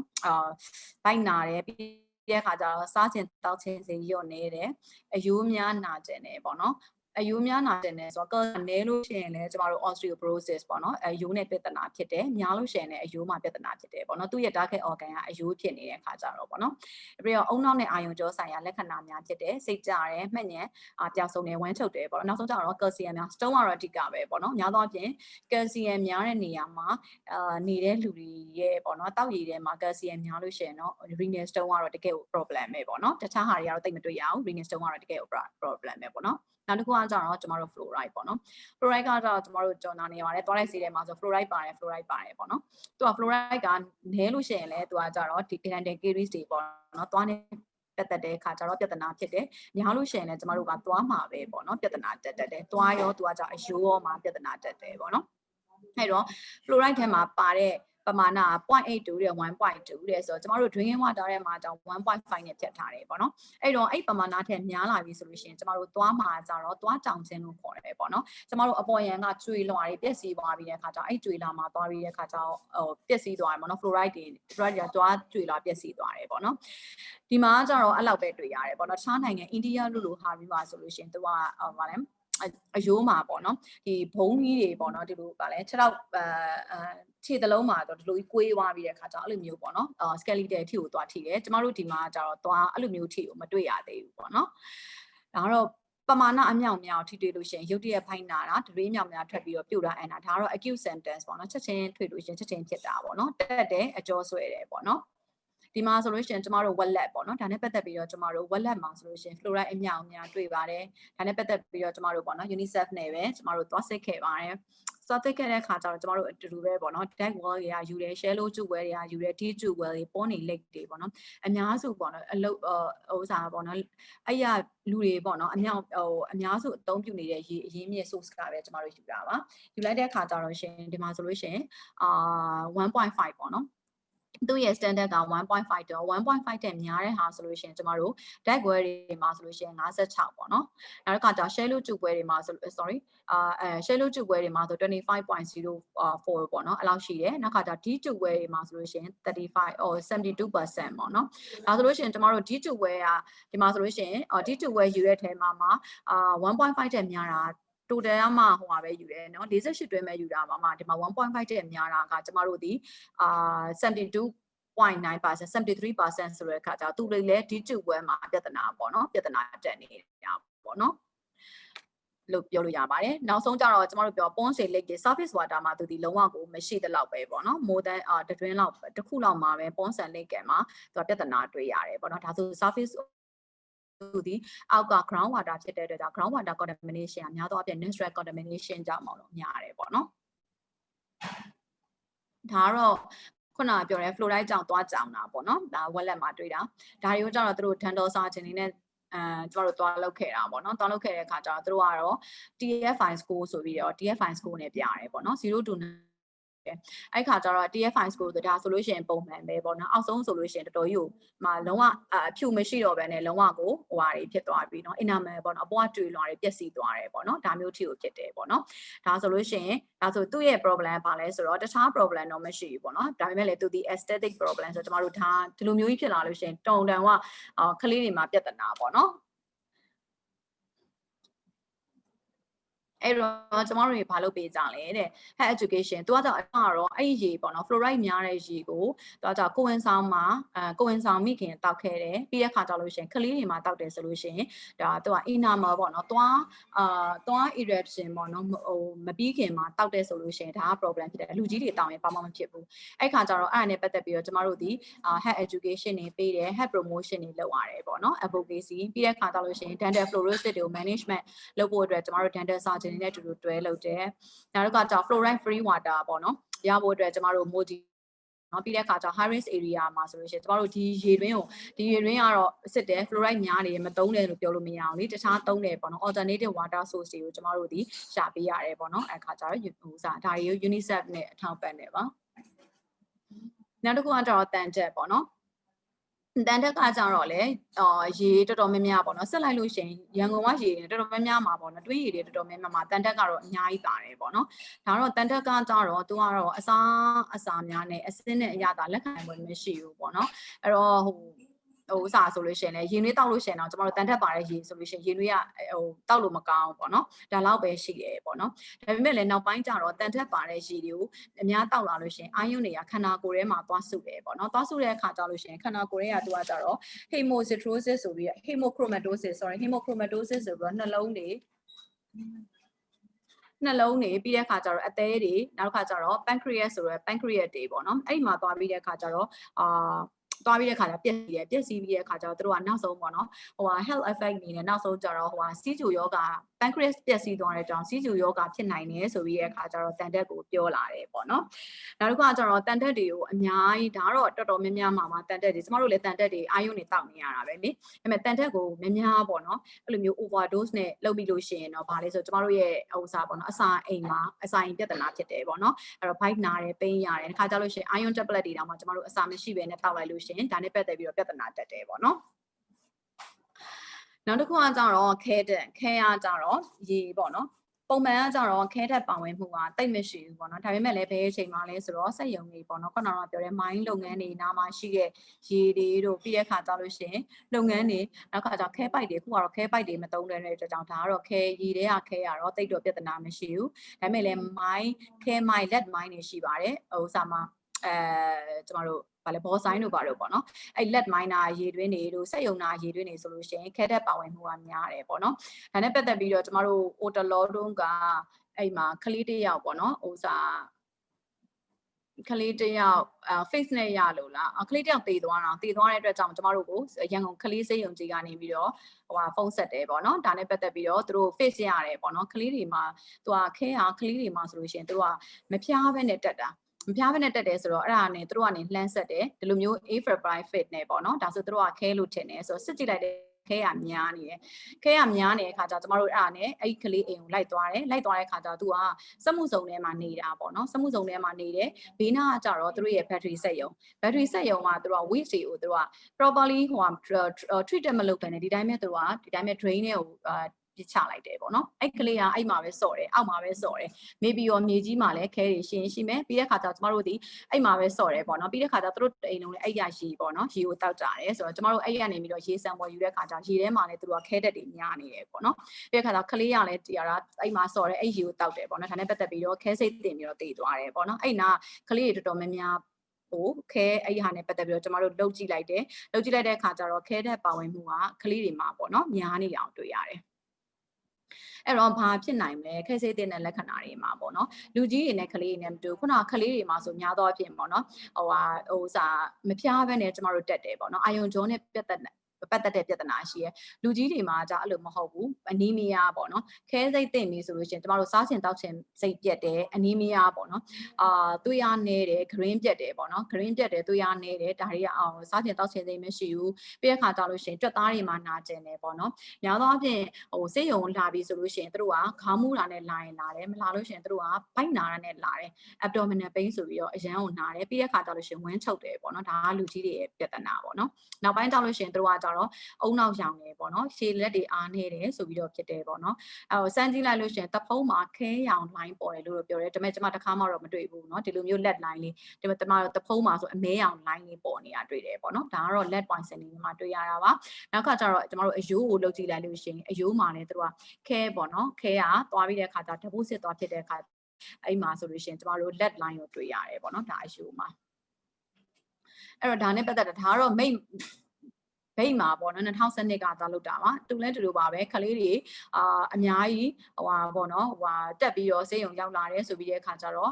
့ကျမတို့တွေသွားစစ်တယ်ပေါ့နော်ကျမတို့မဟုတ်ပါဘူးဒီဟိုကအမားတွေသွားစစ်တာပါစစ်လိုက်တဲ့အခါကျထူးဆန်းလာစွာနဲ့သူ့မှာကရေထဲမှာမတွေ့ရဘူးရေထဲမှာဆိုလို့ရှိရင်တန်း PPP ထဲအောင်နည်းနေသေးတယ်ပေါ့နော်အဲ့တော့ဘာလဲဆိုတော့သူကငါးဖမ်းပိုက်တွေကိုကြိုတာပေါ့နော်ကြိုတဲ့ခါကျတော့ခဲအငွေ့တွေကိုရှူမိရွေးတော့ဖြစ်တာပေါ့နော်အဲ့မှာဆိုလို့ရှိရင် blood testing ကိုခလေးတွေလုပ်တဲ့ခါကျ323ယောက်မှာ28ယောက်ကခဲစိတ်တင်နေအောင်တွေ့ရတယ်ပေါ့နော်ကျမတို့ဒီ urine ကိုလည်းစစ်တယ်under 5 children ဆို urine ကိုပဲစစ်တယ်ပေါ့နော်သွေးမယူလိုက်ဘူးနဲ့တူတယ်ကျမတို့ urine ကိုစစ်လို့ရတယ်ပြီးတဲ့ခါကျသွေးကိုစစ်လို့ရတယ် blood level ကိုကြည့်လို့ရတယ်ပေါ့နော်နောက်တစ်ခါကျတော့ magnesium ပေါ့နော် magnesium ကကြတော့ရည်စည်းရည်သက်မှုအဓိကကျွန်မအရှိမလည်းပြောပါရယ် magnesium နဲ့ပြီးတဲ့ခါကျcalcium ပေါ့နော်အဲ့ခါကျတော့သူကကြတော့စိတ်အောင်ချက် chlorophyll နဲ့သွေးနေဥများတွေမှာပါဝင်တဲ့အဓိက dressing ပေါ့နော်လူအတွက်လည်းသွေးနေဥမှာပါဝင်တဲ့အတွက်ကြောင့်လူအတွက်လည်း essential ပါ magnesium မှာပေါ့နော်ဒါပေမဲ့ magnesium စားချုပ်ကိုစားမိရှူမိပါအစိတ်ဖြစ်နိုင်တယ်ပေါ့နော်အဲ့လိုမျိုးတော့ပြောထားတယ်ဒါပေမဲ့လည်းပေါ့နော်ကတော့မဖြစ်သေးပါပါဝင်နှုန်းက125 mg လီတာထက်များပါစီဝန်းရွှင်စေတယ်တဲ့ဒါပေမဲ့ဒီမှာတော့ guideline နဲ့မှာတော့ကျွန်မကြည့်ရတော့ထားတယ်ပေါ့နော်150 mg per liter ကိုတွေ့ရတယ်ပေါ့နော်နောက်တစ်ခါကျတော့ manganese ကတော့ဘာမှမဖြစ်ဘူးစွန့်ထင်းတာ stain ဖြစ်တာပဲရှိတယ်ပေါ့နော်ခဏ manganese ပါလို့ရှိရင်ရေကမဲတယ် iron နဲ့ manganese နဲ့ဆိုရင်နေတယ်ပေါ့နော်ဒါကတော့ mercury ကတော့ဟုတ်လောလောဆယ်မှာစားပေါ့နော်ရေထဲမှာတော့ mercury contamination ကတော့တိတ်မတွေ့နေဘူးဘယ်မှာလဲဆိုတော့သူကmine နားမှာခုနကတော့ပေါ့နော် mercury mine နားမှာဒါမှမဟုတ်လေsmall scale gold mine တွေနားမှာနေတယ်ဆိုလို့ရှိရင်အဲ့ရေထဲမှာတော့ကျွန်တော်တို့ mercury ကိုတွေ့နေရတယ်ပေါ့နော်တော့ကြောင့်ရိုးရိုး mercury ဆိုလို့ရှိရင်တော့ပြဿနာမရှိဘူးပေါ့နော် inorganic ပေါ့နော် organic mercury ပေါ့နော်သူကကြတော့ကျမတို့ဗာလဲ mercury နဲ့ပတ်သက်တာကြတော့Minamata disease ဆိုတာတကယ်ကိုနာမည်ကြီးပါပေါ့နော်ဂျပန်မှာဖြစ်တာပါအဲ့တော့သူတို့က mercury တွေကိုမြောင်းတဲ့ကိုပေါ့နော်ပင်လယ်ထဲလာအဲ့လိုမျိုးစွန့်ပစ်လိုက်တယ်အဲ့တော့ပင်လယ်ထဲရောက်သွားတဲ့ mercury ငါးတွေကစားတယ်အဲ့တော့ငါးတွေကစားတဲ့အခါကျလို့ရှိရင်သူတို့ကမိတိုင်း mercury ဖြစ်ကိုပြောင်းလဲတယ်အဲ့တော့ငါးတွေရဲ့ဇီဝအနုဇီဝသက်ရှိတွေထဲမှာသူတို့က inorganic ကို organic ကိုပြောင်းလဲတယ်မိတိုင်း mercury ဖြစ်တယ်အဲ့မိတိုင်း mercury ထဲမှာတကယ်ကိုကျမတို့အတွက် ဟိုစာပြဿနာပေါ့နော်အဲ့တော့မိတိုင်းမှာကြည့်ပြီးအဲ့ငါးတွေကိုမှဘယ်သူတွေကစားလဲဆိုလူတွေကစားတယ်အဲ့မှာကျတော့ဖြစ်ချင်တော့ဟိုဗာလဲကြောင်းကစားပြီးတဲ့ခါကျအဲ့မှာဟိုကြောင်းကရတယ်ပေါ့နော်အဲ့ဒါ dancing cat syndrome လို့တော့ကျမတို့ခေါ်ကြတယ်ပေါ့နော်အဲ့တော့ဘာပြဿနာလဲဆိုတော့ကျမတို့ neurological ပြဿနာပေါ့နော်အုံနောက်နဲ့အာယုံကြောမှာပြဿနာတွေတွေ့ပြီးတဲ့ခါကျတော့လူတွေကဘာလဲဆိုတက်ပြီးတော့ရောက်လာတယ်အဲ့မှာဆိုလို့ရှိရင်တော်တော်များများပေါ့နော်ဒီငါးကိုစားပြီးတဲ့အဲ့နာနေတော်တော်များများတကယ်ကိုအဲ့တော့ nitrate နဲ့ nitrite တွေပေါ့နော်ခုန nitrogen တွေကကြတော့ကျမတို့အပင်တွေမှာအခုတအားသုံးလာတယ်ပေါ့နော်အပင်တွေမှာတအားသုံးတယ်တက်ရှိတွေမှာသူကတက်ရှိအတွက်ကတော့သူကဘာလို့လဲအပင်တွေအတွက်ကကြတော့ nitrogen ကတကယ်ပေါ့နော်တကယ်ကိုnutrient ပေါ့နော်ဒါပေမဲ့လည်းအဲ့ဒီဟာကအပင်အတွက်ပဲဖြစ်ပြီးတဲ့အခါကျတော့ကျမတို့တွေအတွက်ကကြာ nutrient မဟုတ်ဘူးကျမတို့တွေအတွက်ကကြာ problem ပေါ့နော်အဲ့တော့ nitrate ကအပင်အတွက်ပဲအာဟာရဖြစ်ပြီးတော့လူတွေအတွက်ကကြာ problem ဖြစ်တယ်ပေါ့နော်အဲ့တော့ရေ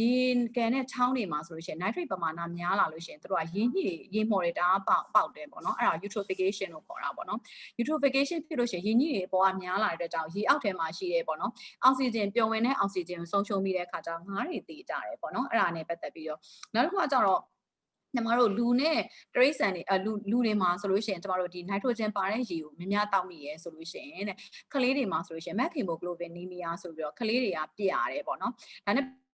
ရေပေါ့နော် water day မှာဟိုစာသွားခဲ့ပါတယ်အဲ့ဒီဟာကကြောင့် complaint လုပ်တာကြတော့ဟိုဟာမှာဗာလဲမွန်ပြည်နယ်ကတယောက်ကမထွတ်တော်ကိုယ်စားလှယ်လားမသိအဲ့ရနေ complaint လုပ်ပါတယ်သူတို့စီမှာဆိုလို့ဖြစ်ရင်ပေါ့နော်စမ်းလိုက်တဲ့ရေတွေမှာ nitrogen တွေများနေပါတယ်ဒေါက်တာတဲ့ nitrogen များနေတယ်ပေါ့နော်ဘယ်ကနေဖြစ်တာလဲဆိုတဲ့အခါကျတော့အဲ့လိုပေါ့နော်အခုကဘာတွေလဲဆိုတော့ဟိုစာတွေကပိုးသက်ဆေးကုမ္ပဏီတွေကလည်းတအားကြော်ညာတယ်တအားကြော်ညာတယ်လူတွေကလည်းဒီဟာတွေတအားသုံးတယ် fertilizer တွေလည်းတအားသုံးတယ်တအားသုံးလာတဲ့အချိန်မှာဒီရဲ့ရေရင်းမြစ်တွေမှာ nitrate တွေကတော်တော်ကြီးရောက်လာကြပြီပေါ့နော်ပြီးတဲ့ခါကျ methemoglobinemia ဆိုလို့ရှိရင်ကျမတို့ရဲ့ဟို lab မှာစစ်methemoglobinemia ကပေါ့နော်အရင်တော့တိတ်မစရအခုနောက်ပိုင်းမှာ methemoglobinemia တွေလည်းတော်တော်လေးကိုစစ်လာရတယ်ပေါ့နော်ဒါကလေးတွေမှာအဲ့တော့လက်တလောတွေ့ရှိချက်အရာတွေ့ချင်းများကင်ဆာရောဂါနဲ့လည်းဆက်ဆက်မှုရှိတယ်လို့တော့ပြောထားတယ်ပေါ့နော်သူရဲ့တွေ့ရှိချက်အရာတော့အဓိကတော့ကျမတို့ဒီကလေးပြာတာပြနှမ်းနေတာပေါ့နော်လက်တွေရောအကုန်လုံးပြနေတာ methemoglobinemia ဖြစ်တာပေါ့နော်ဒါကတော့ not health significant ပေါ့နော်ကျမလည်းဒီဟာကိုဟိုစာဆရာဥက္ကဋ္ဌအောင်တဲ့ကနေ presentation လုပ်ဆိုတော့ကျမကိုသူ့ရဲ့ဥစားတွေပို့လိုက်တယ်ပေါ့ template တွေပို့လိုက်တဲ့အခါကျတော့ကျမလည်း presentation ဒီကောင်ကကြတော့ပေါ့နော်ဒီဓာတုဗေဒအရေးသေးကို health significant not health significant ပေါ့နော်ဘာဖြစ်လို့ခွဲတာလဲဆိုတာတော့ကျမအဲ့ဒါယူမသိနေဘူးဆရာသိလို့ရှင်ဆရာပဲပြောပြပေးပါဟုတ်ကဲ့ပါခင်ဗျာဘာလို့လဲဆိုတော့ဒီတွေကပေါ့နော် not has significant ဆိုတော့ကျွန်မ WHO ကိုလည်းကျွန်မဖတ်ကြည့်တယ်ပေါ့နော် WHO မှာလည်းအဲ့လိုမျိုးခွဲမထားနေဘူးပေါ့နော်နောက်တော့ဒီတွေကလည်း has significant မဖြစ်ဘူးစားဆိုတော့တချို့ဟာတွေကကြတော့ကျွန်မတို့ဆိုလို့ရှိရင်ခုနကတော့မှာ PA ဆိုတော့မဖြစ်ဘူးပေါ့နော်ကျွန်မတို့ခုနကတော့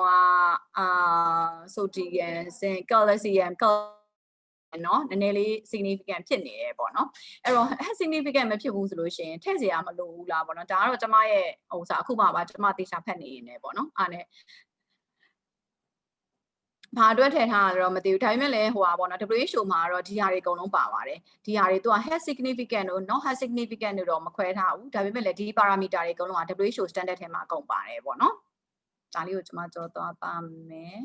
ဒါကတော့ပိုးသက်စေနောက်တစ်ခုကကြာပိုးသက်စေခုနကပြောတယ် physical ပြောတယ်ကျွန်မ chemical ပြောတယ်ပေါ့နော် biological bacteriological ပြောတယ်အခုကကြတော့ chemical ထဲမှာတစ်ခုကပိုးသက်စေပေါ့နော်ပိုးသက်စေကကြတော့ဒီမှာဆိုလို့ရှိရင်သူ့အတွက်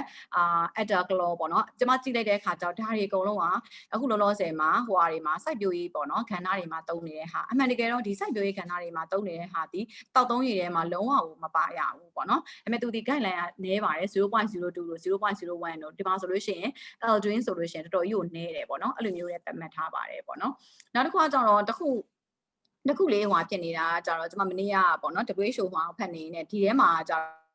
ျတော့ကျမတို့တွေပေါ့နော်ဓာတုပေပိုးသက်ဆေးတွေကကြတော့ကျမတို့ပါလဲ public health တွေမှာကျမတို့ပြည်သူ့ကျန်းမာမှာတုံးတဲ့ဟာတွေမပါဘူးပေါ့နော်ပြည်သူ့ကျန်းမာမှာဆိုလို့ရှိရင်ကျမတို့ပေါ့နော်မိုးရာသီဆိုလို့ရှိရင်ကျမတို့လေအဖိတ်တွေလိုက်ခတ်တယ်လေရေတောက်သုံးရေထဲမှာလာပြီး site တွေပေါ့နော်လာပြီး site တွေလိုက်ခတ်တယ်ပေါ့နော်အဲ့ခါကျတော့အဲ့လာပြီး site နဲ့ပတ်သက်ပြီးတော့ကျမတို့ဒီထဲမှာစံသတ်မှတ်ထားတော့မတွေ့ရဘူးပေါ့နော်ဒါနဲ့ပတ်သက်ပြီးတော့ဟိုပါပေါ့နော် WHO ကတော့ဒီပေါ့နော်လာပြီး site အဖြစ်ခတ်တဲ့ဟာတွေကိုတော့သူကစံသတ်မှတ်တဲ့အထဲမှာထည့်စီခြင်းတယ်လို့တော့ကျမတို့ပါ ပါတယ်ပေါ့နော်ဒီမှာတော့ကျမတို့မတွေ့ရှိရသေးတယ်ဒါတော့နောက်တစ်ခါဒီဟာပေါ့ standard နဲ့ပတ်သက်ပြီးတော့ကျမတို့ထပ်ပြီးတော့ amend လုပ်တဲ့ခါကျတော့ကျမတို့ဒီဟာတွေပေါ့နော်ထည့်သွင်းစဉ်းစားဖို့လိုတယ်ပေါ့နော်ဒါပြီးဆိုင်ဘာဖြစ်လို့လဲဆိုတော့ကျမတို့ဒီခက်တဲ့ရေကိုပဲ